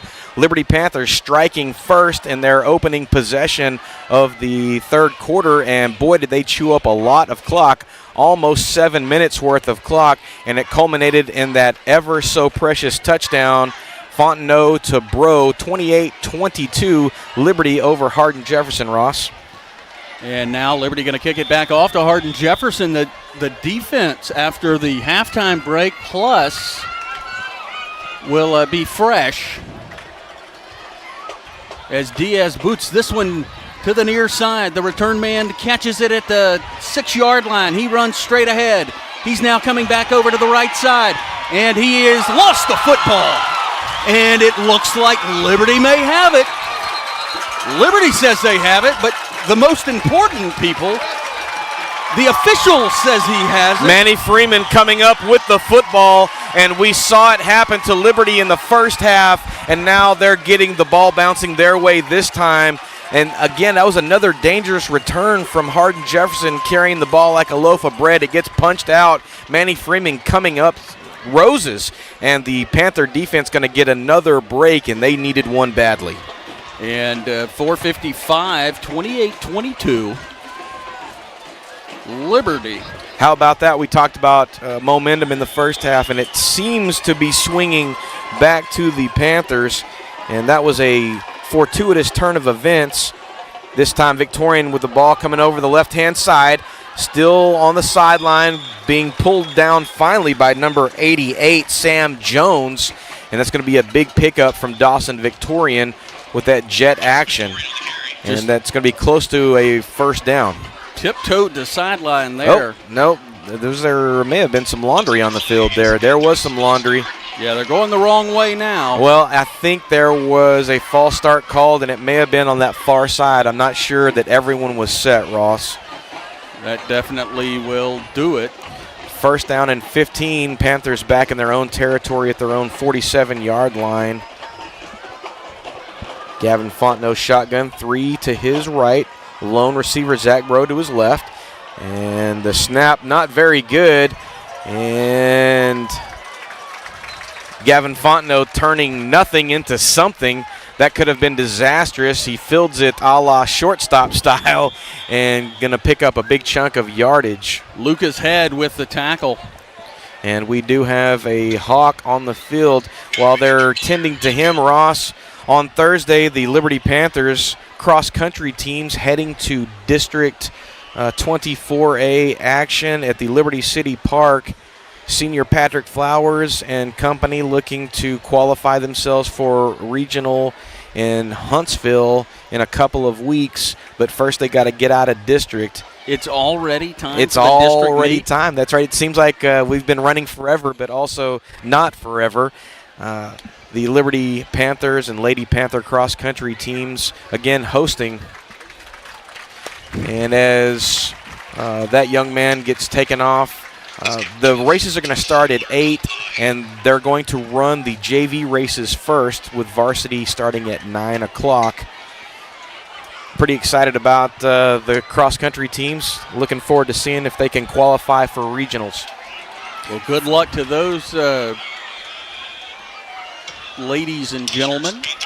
4:36 to go here in the third quarter. Panthers driving again. Fontenot looking deep. And there is a massive amount of contact back there. And the back judge is going to throw. Actually, is that the back judge? I'm not sure. Yeah. The referee on that side is going to throw a flag, Ross. Yeah, the back judge with an over-the-shoulder flag throw.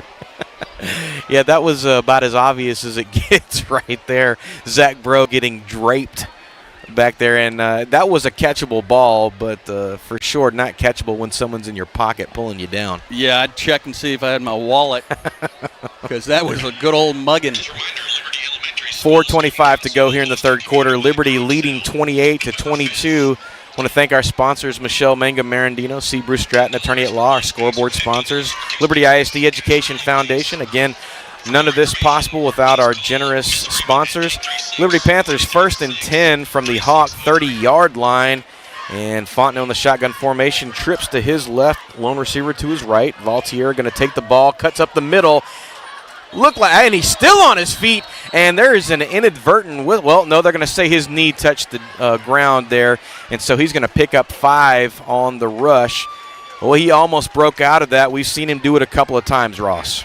Yeah, that was just a momentary scrape of the ground with his knee.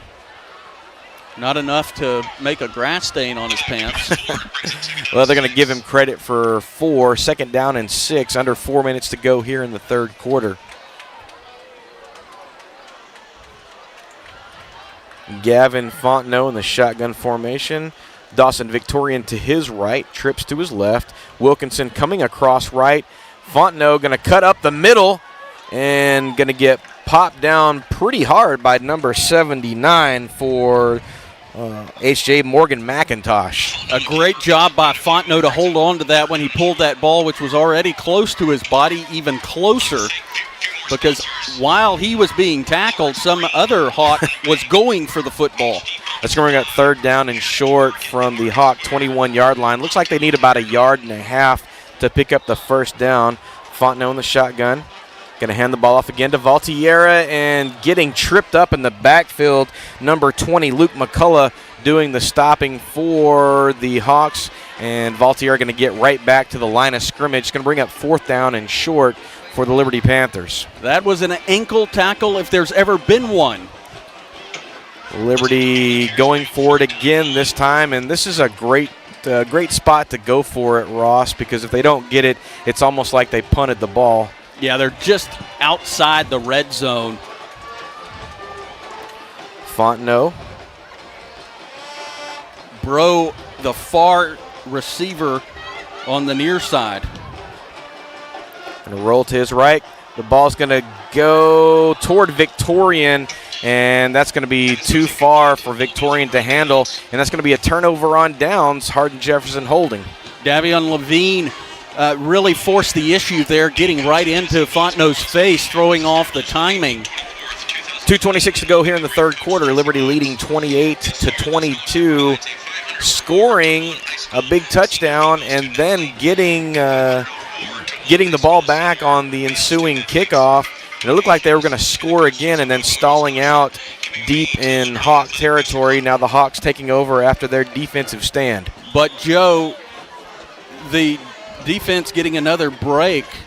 A 7-minute drive Liberty scored on to start this half, and then another long drive there. Trotter, the quarterback for Hardin-Jefferson, looking to his right, and that's going to be a good, clean reception. Number 10, Rashard Sears on the reception for the Hawks, and that's going to be a big chunk of yardage on 1st down. It's going to bring up 2nd down and about 4 for the Hawks. So they move up to their own 29-yard line. Trotter again, the quarterback for Hardin-Jefferson in the shotgun. And this time going to hand the ball off to number 9. Comes over the left-hand side, almost got pulled down, and then able to escape. Finally, the Panthers able to get number 9, Travis Chrétien, but not before he gets the 1st down. And he slipped right out of the grasp of Colby Ewing, who almost had him down. 1st and 10 for Hardin-Jefferson from their own 36-yard line. Again, Trotter trying to get his offense back on track. It's been some time since they've been on the field.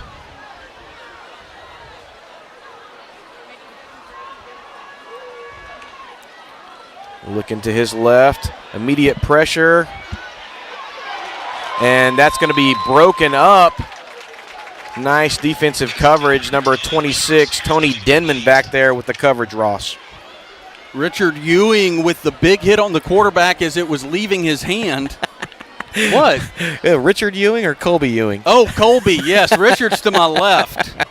He kind of gave me a look like, no, I didn't. Oh, the ghost of Christmas past just looked into your soul, Ross.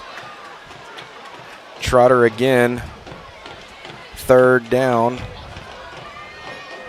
This time the ball handed off to number 9. And Colby Ewing with the stop, not his father Richard, who probably we could suit him up and he'd probably look pretty good out there. I think Richard's eligibility is run out. And Colby Ewing turning 18 this week. Big man on campus. Trotter back for the Hawks. 3rd down and about 9 for Hardin-Jefferson on their own 36-yard line. And looking to his left and just over the hands of number 10, almost picked off by Tony Denman coming through there. And he's one that every time he gets his name called or he makes the highlight reel, he always comes up to me, Coach, did I make it? Did I make it this week? And that certainly would have put him there. 4th down and long, deep in their own territory. The Hawks are going to elect to punt. Zach Bro back deep for the Panthers, standing on the Panther 30-yard line. 1:03 to go here in the 3rd quarter. Liberty leading Hardin-Jefferson 28-22 on homecoming night. And now we have a timeout from Hardin-Jefferson, and we're going to take one with them. We'll be right back.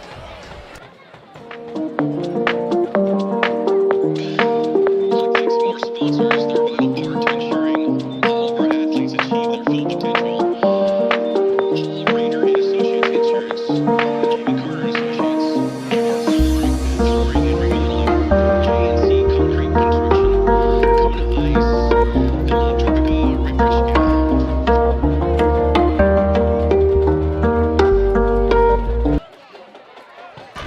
Welcome back, Panther Nation. You are watching Liberty Panther football on the Liberty Panther Sports Network. The student section in action tonight.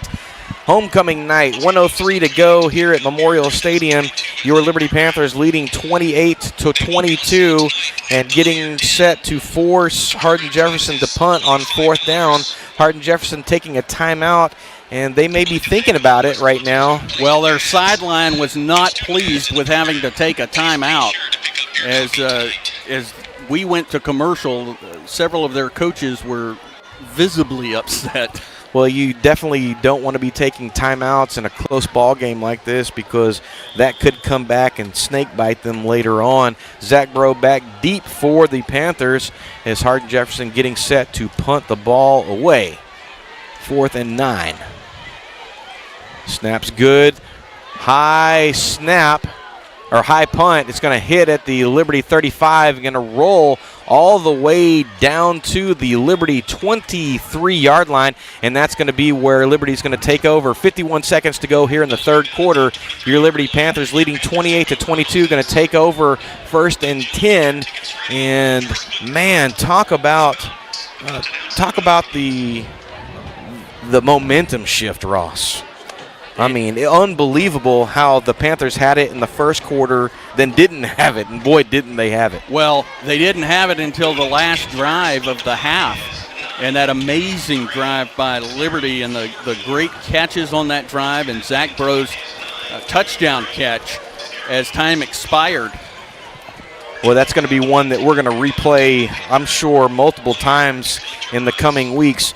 Liberty Panthers 1st and 10, doubles to the right and left for Fontenot. Man in motion, Wilkinson coming across. And that's going to be targeted right to Wilkinson. Makes the clean catch, still on his feet. Finally getting pulled out of bounds by number 3 at the Liberty 45-yard line. Melvo Isaiah with the stop. And a very good job by Isaiah there as that play worked its way onto the sideline.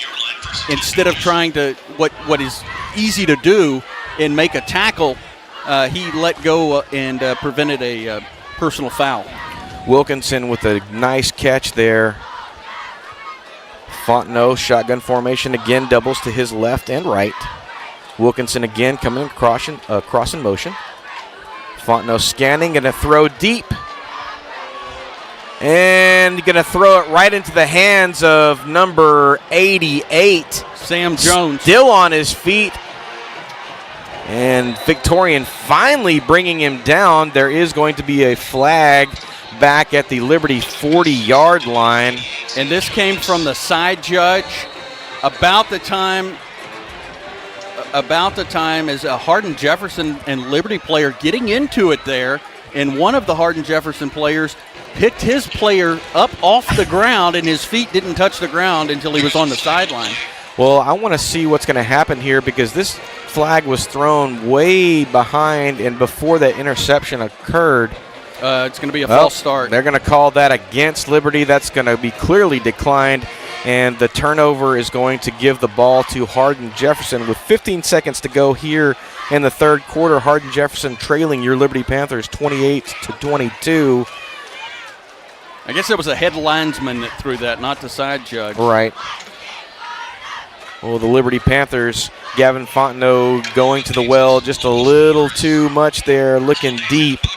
And that was a nice play by Jones. First time calling his name tonight. Trotter, the quarterback, out there for Hardin-Jefferson. Both offenses very similar, Ross. And 15 seconds, they'll probably get one play off here unless it's an incomplete pass or turnover. Trotter going to hand the ball off to number 4, cuts back to his right. Finally getting pulled down by Aaron Shellhammer, but not before being tripped up by Zach Bro. Going to pick up a chunk of yards there. Going to move up to their own 31-yard line. Not enough for the first down. Going to bring up second down and about 4. But more importantly, that's going to do it for the third quarter. After 3, the Liberty Panthers leading 28-22. We'll be right back. Panthers 28, Hardin-Jefferson Hawks 22.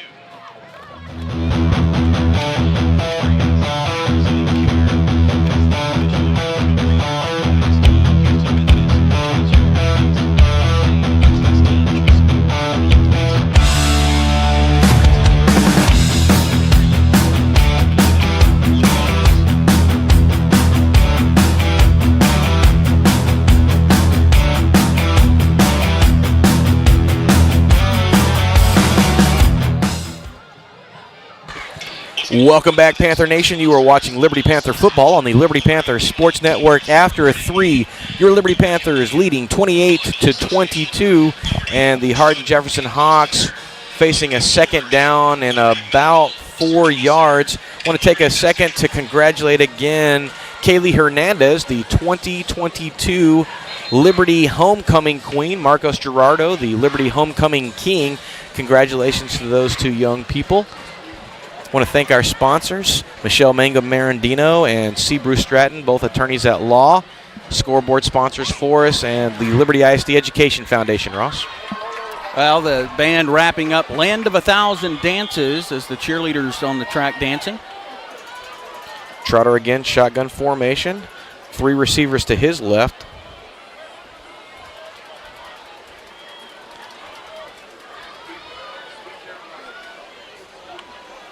And we're going to get some movement on the line, and that's going to back the Hawks up, and that's just what the doctor ordered for the Panther defense. It's going to be a replay of second down, and that's going to make a second manageable, now a second long. Ross, about second and 8. Yeah, that's the third false start for Hardin-Jefferson tonight. And this game far from what do you call that? Far from over. Yes. Number 4 taking the ball over the right-hand side, getting popped in the backfield by Colby Ewing. Can't hang on to him. Cord Carter coming through and cleaning him up before he picks up too much. Weston, third down and long, Ross. Weston Vasquez was the ball carrier for Hardin-Jefferson. Hardin-Jefferson with the ball on their own 27-yard line, far hash mark. Need the 34-yard line for a first down. Trotter the quarterback. Receivers in tight.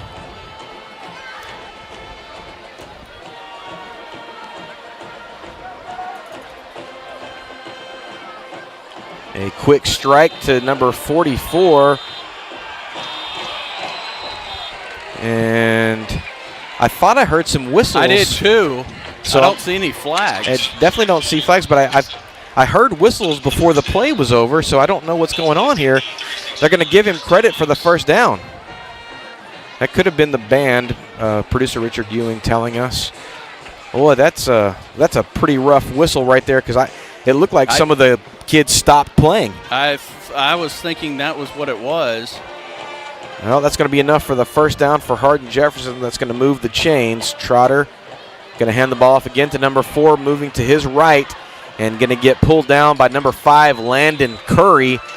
Going to pick up a couple on that carry, moving the ball up to their own 39-yard line, needing the 45-plus for a first down, Ross. Just say the whistle was very out of place. It wasn't as if they were just starting that song. Right. No, that definitely sounded like an official's whistle. Trotter again, shotgun formation. 10:35 to go here in the fourth quarter. The Panthers hanging on to a 28-22 lead. Number 4 taking the ball again on the right-hand side. This time Victor Ruiz cleaning up. Host of Panthers there as well. Number 5, Landon Curry. Number 27, Cade Jordan, all in on that stop. And the Hawks moving up to their own 42-yard line. And they only need the 45 and about a foot for a first down. 10 minutes to go here in the fourth quarter. I'm going to make a prediction here. Trotter's going to act like he's going to call for the ball to be snapped and then quickly look over to the sideline. Up. You got me. You got me on that one. Go buy a lottery ticket, Ross Norwood. Number 12, Trotter, the quarterback, looking for the play from the sideline. Third down and short. This time 4 taking the ball again and getting busted in the backfield. And that is number 8, Colby Ewing, coming up with a stop, and he might have gotten a yard on that. And they're going to put him somewhere between the 42 and 43-yard line. Yeah, the line judge is standing on the 43. 4-down territory here for Hardin-Jefferson. Big number 44 moving out into the slot. Trotter looking for the call from the sideline. 4th down for Hardin-Jefferson. It's a big defensive stand for the Panthers. Quickly to number 2. Chase down the line. Shellhammer there, but not able to stop him before he goes out of bounds. And that's going to be very, very close. Well, going to be out at the 45, and he may not have it. He put a stiff arm out there and got him in the face mask. Flores, the ball carrier. And that's not going to be enough. So Aaron Shellhammer doing just enough to prevent the first down. And a gutsy call from Hardin-Jefferson. And that's going to bring up a turnover on downs. The Panther defense holding strong, Ross. How about that? I've seen it over and over this year by this Panther defense, getting a little more rest in the second half than they have in previous games. And Fontenot leading the Panther offense back onto the field. Trips to his left. Lone receiver to the right. It looks like Zach Pro, the short receiver. And Valtierra taking the ball, coming to the left. Getting pulled down by number 24, Davion Levine. Valtierra going to pick up a couple on that carry as they move down to the Hawk 42-yard line. 2nd down, and I'm going to call that a long 7. Going to keep the clock moving, under 8:30 to go here in the fourth quarter, Ross. Yeah, Davion Levine has definitely got a motor. He's in a lot of the plays. Fontenot waiting for the snap and going to follow his blockers. Puts his head down, still on his feet, and going to get to the 40-yard line. They're going to give him progress to the 40. Going to pick up another couple on that. 3rd down and 5 for Liberty. More importantly, keeping the clock moving. A good job by Carter. He did not do the block in the back. It was very easy. It was right there in front of him, and he was able to hold up, preventing a penalty. Be from the 40-yard line. Fontenot under pressure, throws down the field, and Wilkinson is up and out of his hands, and Fontenot was hit hard. He got leveled there. He had to get rid of that ball. Boy, had he come up with that catch, that would have been one heck of a pitch and catch right there. As it is, it looks like he got some of the wind knocked out of his sails, and one of the Hardin-Jefferson players down on the field, they're going to have to attend to him, and this is good news for Gavin, who's going to have to walk that one off. Yeah, he had 3 defenders pancake him right as he let go of that football. Sorry, I'm a little distracted here, Ross. I'm trying to get an update from the girls volleyball. They were hosting the Huffman Lady Falcons in the finale of round 1 of District 24A play. The Lady Panthers kind of in control of their own destiny right now, on a bit of a win streak so far. Yeah, I did when I walked down on the track. Justin Anderson was just coming in, the head volleyball coach. She earned her 50th win as a Lady Panther head volleyball coach not too long ago, so kudos to her. And the Panthers electing to punt the ball here. And a nice punt. Oh, that was risky business right there. Fielded in the midst of several Panthers, and the Hawks are going to take over from their own 15-yard line. Very lucky on that one. Not advisable to do that again. Got away with it there, but that's the first rugby-style punt I've seen Diego Diaz-Ramirez make this year. Well, I'm not sure that was that him or was that Victorian who punted that ball? I don't know. I thought it was 30. It could have been. But at any rate, it was a nice punt. You never know what you're going to get. Who's going to be out there? Who's going to do what for the Panthers? Panther defense back on the field. 1st and 10 for Hardin-Jefferson from their own 15-yard line. Center of the hash marks. They are working right to left, moving north on the field. And 33 and 34 switching sides. And there's going to be some movement. It's tough when something like that happens, because when you have multiple players moving at the same time, you have to have them set for a count before you can do anything else. And that time they didn't get set and people started moving. Yeah, Shellhammer, who was up towards the line, dropped back into coverage. That's going to bring up 1st and 15 for Hardin-Jefferson as the ball's moved back to their 10-yard line. Trotter, the quarterback, getting the play. And that's going to go through his hands. And somehow, oh my stars, Zach Bro with the acrobatic catch. Tips the ball to himself. Touchdown, Panthers. Wow. I don't know what I just saw here, but wow indeed. A good job by Trotter to get rid of that football. I mean, it didn't turn out, in this instance, it turned out that it would have been better to not get rid of the football. Well, we've got a replay coming back here, and man, I don't really know what I saw, but that was pretty amazing. Bro on for the hold. The kick is up. It is good. At the 7:17 mark, the Liberty Panthers score, leading 35-22. We'll be right back after this.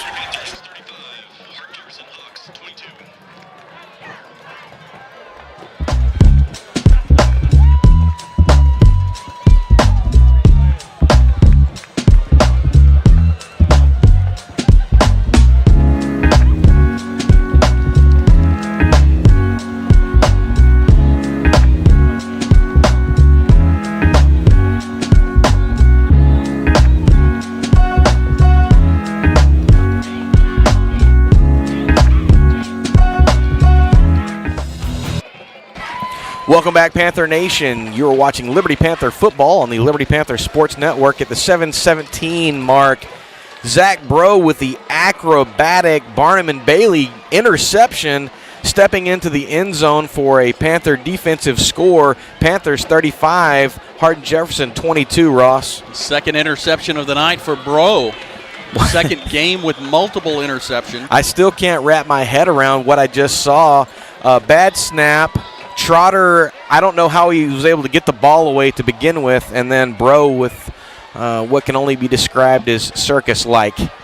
Kick is away, fielded cleanly at the 10-yard line, and the Hawks still on their feet. Boy, they have done just a tremendous job on kick returns all night long and have proven very dangerous. Got a young man for Hardin-Jefferson down on the 25-yard line, and they're going to have to take a look at him. While they're doing that, Ross, let's talk about the last minute or so of action. What did we just see? Well, you talked about the momentum and Liberty not having it at all, losing it in the second quarter until that last drive, has not relinquished it yet. 7:01 to go here in the fourth quarter. Ross, the Liberty Panthers leading 35-22. I've alluded to it multiple times. The loser of this game, in all likelihood, is out of the playoff picture, whatever playoff picture that could be. Hardin-Jefferson does have a game in hand. They have only played one district game, so I guess technically they aren't, but if Liberty should have lost, and if they do end up losing this game, which it doesn't look like they're going to, but if they did somehow lose this game, effectively out of the playoffs, super important, Ross, that they come out and do this. What's going on right now? Well, this is, even though Hardin-Jefferson only has that one game, or has the one game district game, get into it in a minute. And the Panther defense really all over them right now, and they are able to stuff that. They're going to get momentum for about 2 yards on the carry. Can bring up second down and 8 for Hardin-Jefferson. 6:41 and counting here in the fourth quarter. Sorry, go ahead, Ross. Well, Hardin-Jefferson they've got Jasper still. Liberty's already faced Jasper in West Orange. And definitely happy that those two are off the plate. Liberty facing Silsbee next week on the road. 7:30 p.m. kickoff. The Liberty Panther Sports Network will be there with Silsbee. And then we will move into the bye week, and it's the first time we've had a bye week on TVE week in some time. Trotter rolling to his right. The reception good to number 44, and rolled out of bounds by Landon Curry. We've been calling that young man's name a lot tonight. That's going to be about a 1-yard pickup on the pass reception. Hawks up to their own 45-yard line and still need 7 for the first down. Cade Jordan with the pressure on Trotter there. Trotter waiting for the call to come in from the sideline. Again, TVE week in 2 weeks. And the Liberty Panthers with a much-needed bye to get healthy, get rested. Traveling to Silsbee next Friday. Trotter rolling to his left. Number 10 with the reception. And number 2, Dawson Victorian, coming up with the big piece of lumber and putting the stick. It's going to bring up fourth down and still about 4 to go, Ross. Yeah, I gave him forward progress there, but that was a huge hit. Dawson was right there waiting to lay it, and he did. He hit him. Wait, that... You had it. We got you. Man, I'm Hawks on their own 47-yard line, Ross. Fourth down and about 4, maybe a long 4 to go for them. Getting into that old SNL skit analyst guy territory. Trotter, a shotgun, rolling to his right. Immediate pressure. Colton Bishop passes away to number 10. And going to get pulled down by number 9, Zach Bro, but not before they pick up the first down and move the sticks and keep their aspirations for this game alive for the time being. Liberty leading 35-22, 5 minutes to go here in the fourth quarter, Ross. Well, I'm going to be interested now that time is a factor for Hardin-Jefferson. Are they going to continue with a very prolonged look at the sideline? And it does appear, at least on this one, they're having some communication issues. Well, they are down 2 scores, and at this point, You would think that they would be into hurry-up mode, and they are going to go ahead and take a timeout here at the 4:37 mark of the fourth quarter. Liberty 35, Hardin-Jefferson 22. We'll be right back.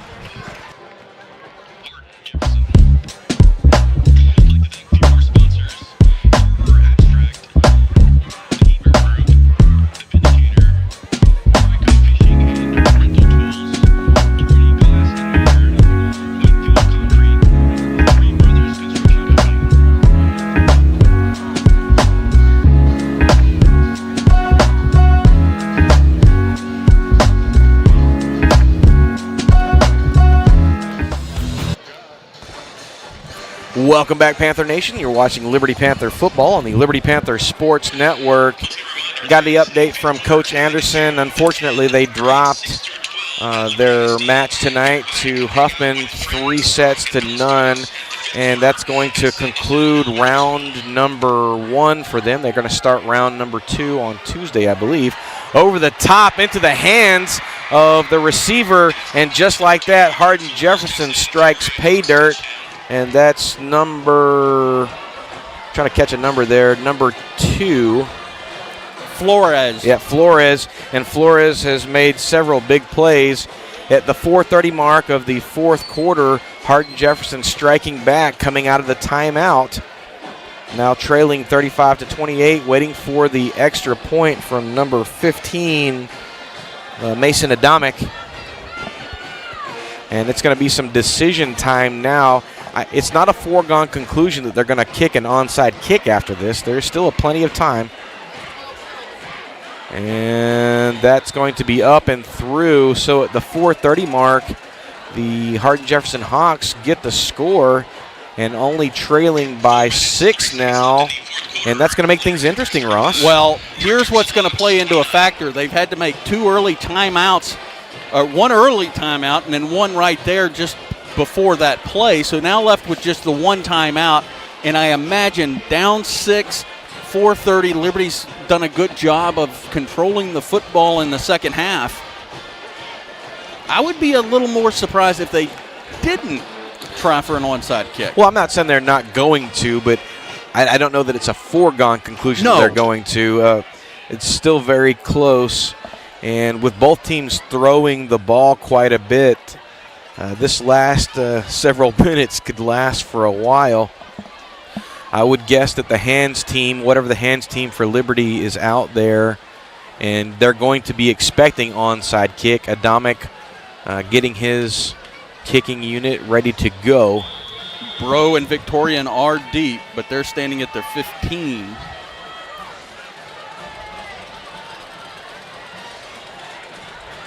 And all eyes on the kicker. And they are going to go for the onside kick, and that is just going to slip right through the hole there and go harmlessly out of bounds, although the runner on the outside there, had he been just a tick faster, he may have been able to run right onto that, but nothing doing for Hardin-Jefferson, so that's going to bring up 1st and 10 for the Liberty Panthers, and they're going to do everything in their power to close this out here. It'd be great to get a score or a series of first downs.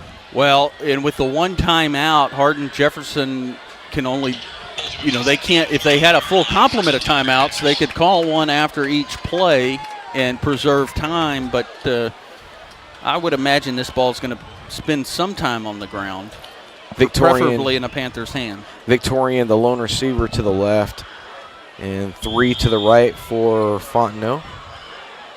Valtierra back there, going to take the ball up the middle, runs into the pack, spins out, and gets grabbed.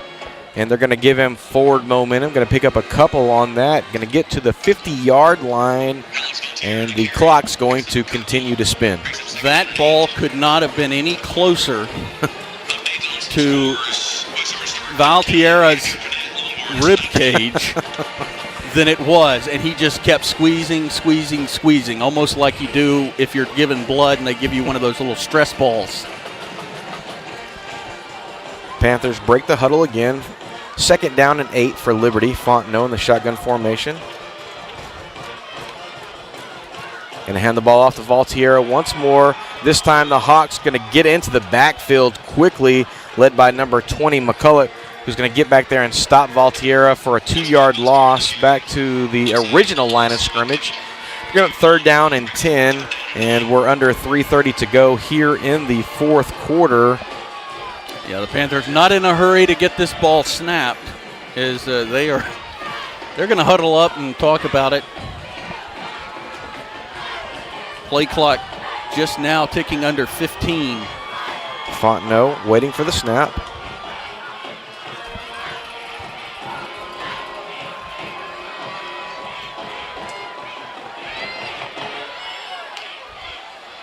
Fontenot rolling to his left. Going to throw the ball, and it's going to be in and out of the hands of Wilkinson. A little high, not able to get purchase on that. That's going to stop the clock at 2:54 and bring up 4th down for the Panthers, who are going to send on their punting unit. Very dangerous there for Wilkinson as he left his feet to try to catch that one, and Hardin-Jefferson defender lit him up. Liberty facing 4th and 9. And Diego Diaz back. Going to send the ball high up the right side. Going to take a very nice Liberty Panther bounce and going to be downed inside the 10-yard line at the 8. So really optimal spot for the Panther defense. It just dawned on me why the last 2 punts have been rugby style. Hardin-Jefferson's been able to get pressure. They did make contact with 2 of the punts early in the first half. Hardin-Jefferson 1st and 10 from their own 8-yard line. And a good decision there by Manny Freeman when he downed that ball.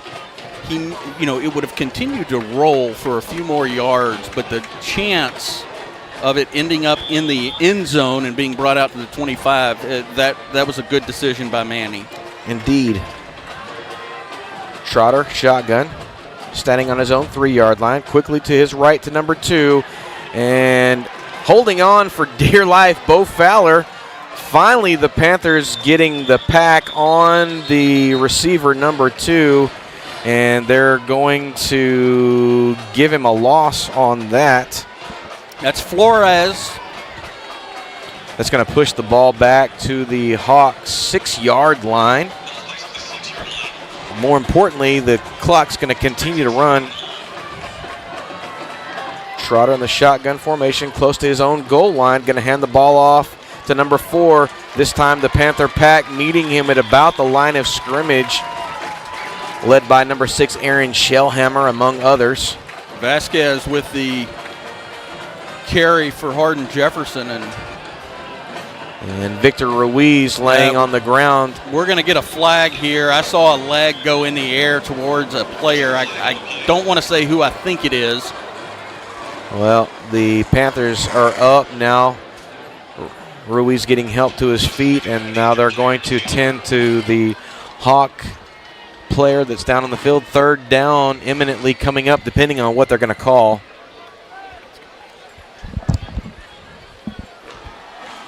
This is a huge. Yeah, this is going to be a big-time call here, because if this goes against the Panthers, that would be a 1st down. But if it is against the Hawks, that's going to be half the distance and bring up a very, very critical 3rd down stand here. Yeah, it looked like at some point, right prior to the flag being thrown, I saw a silver leg kick. Well, no matter the outcome, Ross, these Liberty Panthers and Hardin-Jefferson Hawks have played their guts out tonight. Homecoming at Memorial Stadium, and both teams looking to get in the win column for the first time on the season, and also in District 9 4A play, perhaps the toughest 4A district in the entire state. Yeah, I think there's some. It's going to go against. Okay, that was it. There was some discussion between the officials. One official saw Liberty. Another official saw Hardin-Jefferson, so they'll split the difference, and it'll be an offsetting penalty. And it looks like, are they going to replay that down? Yeah, they're going to replay the 3rd down. So much ado about nothing there. Under 2 minutes to go here in the fourth quarter. 152. Your Liberty Panthers 35, Hardin-Jefferson 29. And this game has been a series of ups and downs for both teams, Ross. Chris Lackey wanting an explanation from the referee. Both sidelines thinking that they have been undone, and probably both have justification to feel that way, Ross. Those are the first offsetting penalties of the night, if you're keeping score at home. If you're keeping track on your record book. Yeah, it's harder to say that in football.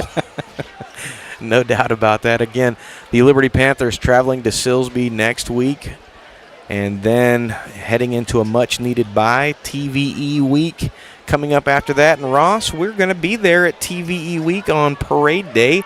The Liberty Panthers Sports Network going to be covering the parade. How about that? Going on the road. On the road. I have no idea why I use that inflection. We go on the road every other week. We indeed do. It's not groundbreaking. It's not at all. I mean, it is a production. 3rd down and 10. Trotter in the shotgun formation. This is a big sequence. Rolling to his right, looking, still on his feet, and the Panthers right there to wrap it up. Great coverage from the defensive backfield, Cord Carter and Cade Jordan there for the stop, and that's going to bring up 4th down, and I'm guessing that the Hawks are going to have to take their final timeout, and they did take their final timeout. We're going to stay here. 1:34 to go in the contest. And this is make or break for Hardin-Jefferson. If they don't pick this up, that's going to be the game, Ross. Well, I could not see who the Liberty player was, but he was giving one of the Hardin-Jefferson players a piggyback.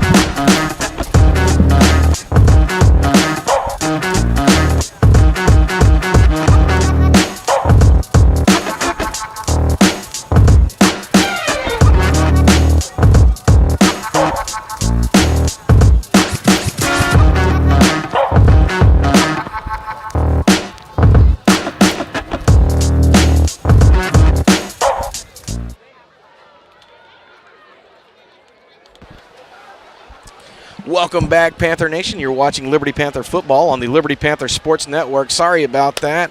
Apologize. I made a mistake there. 1:34 to go here in the fourth quarter, and the Liberty Panthers with a critical 4th down stop right here for the game, Ross. Joe, that was a my-level mistake. Yeah. You are right. You know, if I'm going to aspire to be someone, you're the person that I aspire to be. Trotter, no, that's not, yes, Trotter in the end zone and getting pulled down, and that's going to be a quarterback sack. Liberty Panthers holding there, taking over on downs, and 1:28 to go, and we'll see, I'm sure, the classiness of Coach Lackey, and they're probably just going to down the ball. Yeah, no, Hardin-Jefferson cannot stop the clock. And no. I would be shocked if they score right here. I want to temper that, Joe, because where they are on the field, Hardin-Jefferson very well may say our only shot, which it would be their only shot, would be to let him in the end zone. Well, that's true. You are correct. That could happen. Not to mention, you can't lay down. No, you cannot. Because it's only a 6-point game. Well, we're going to see right here, they are going to roll to the right. Fontenot on his feet, and he is going to step in. So I stand corrected at the 124 mark.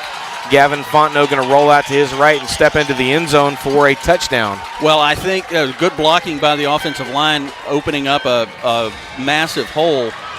But, Joe, the reason I if it would not have been a 6, if it's a 12-point game or even a 10-point game there, I think you don't score there. But being so close to the goal line. And the kick is up. It's through the uprights, and that is good. 1:24 to go. Your Liberty Panthers 42, Hardin-Jefferson 29. We'll be right back.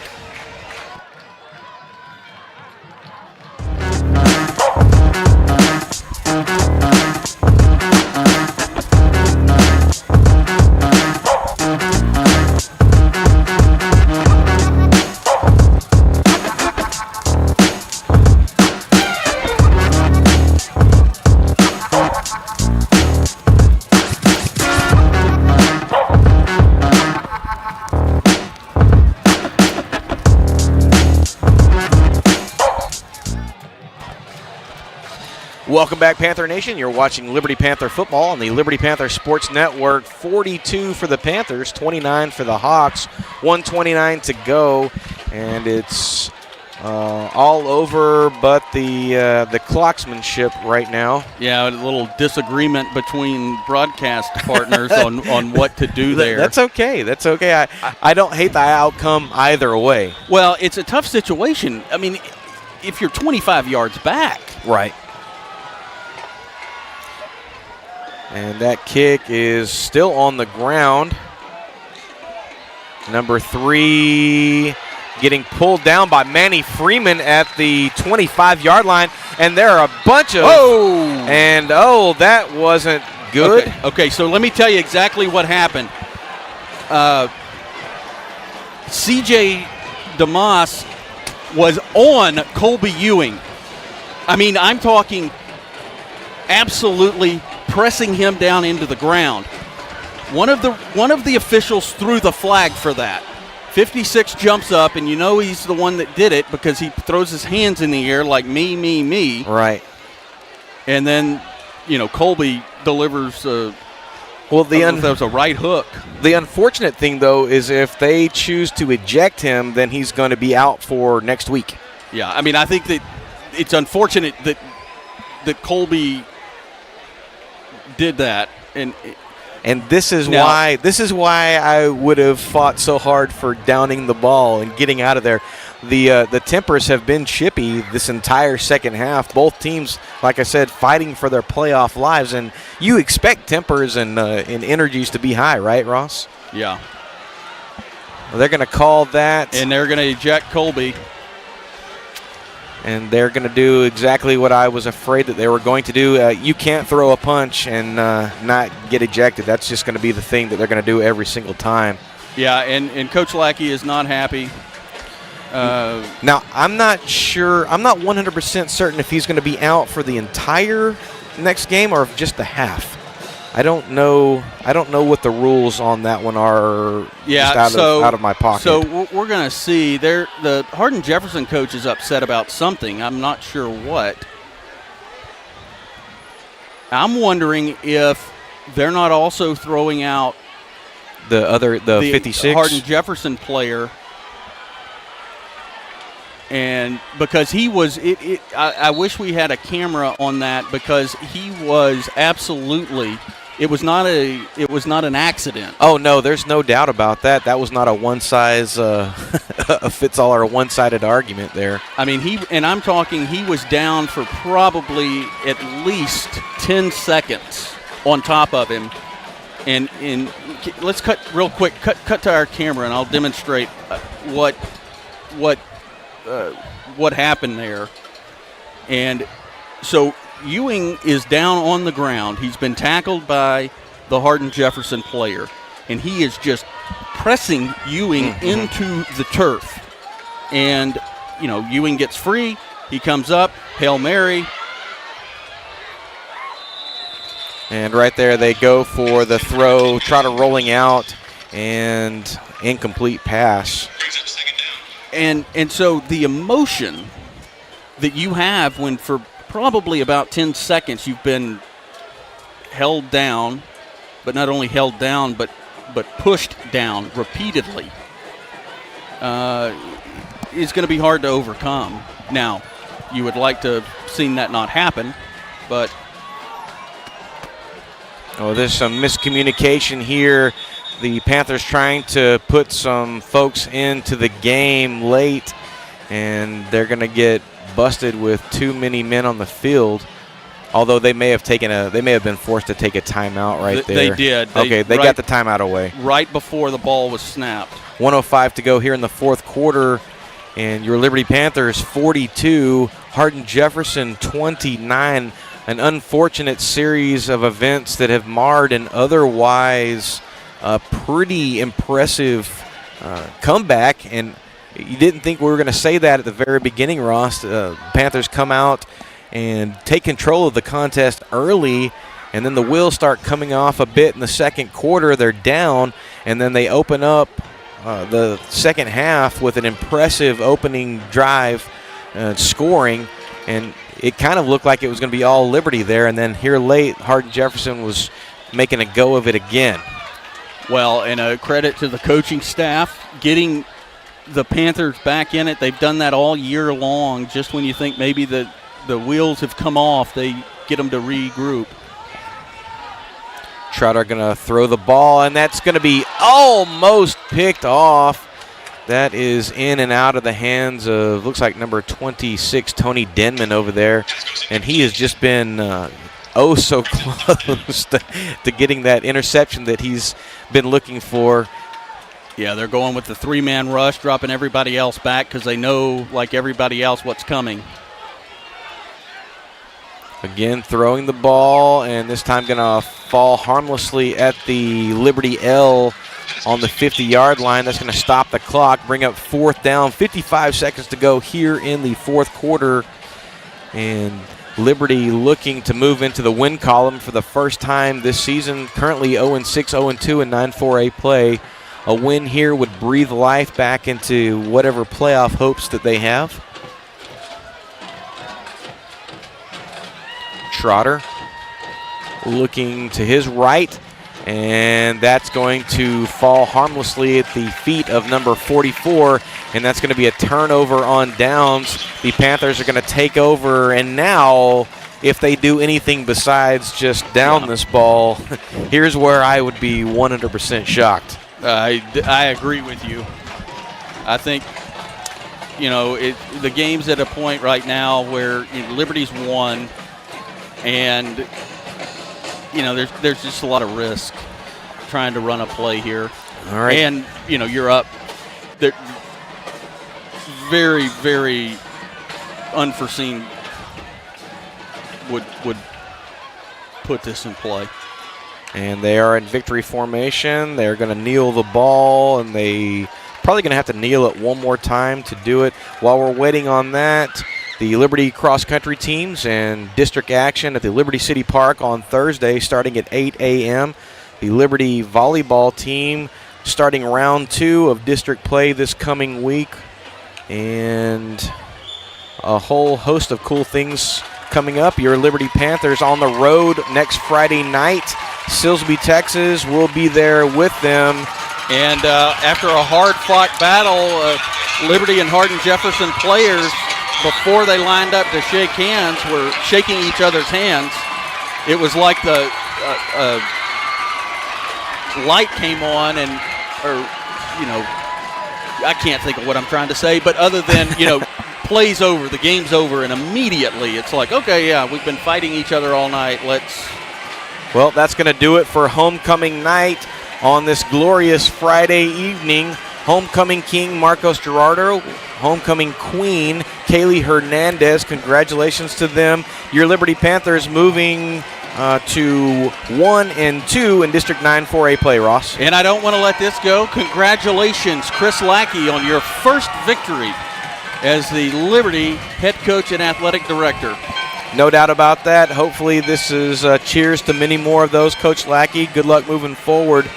You've been watching the Liberty Panther Sports Network. I'm Joe Roberts with Ross Norwood, producer Richard Ewing. Again, we'll be on the road next Friday night, 7:30 p.m. kickoff at Tiger Stadium in Silsbee, Texas. We'll see you next week.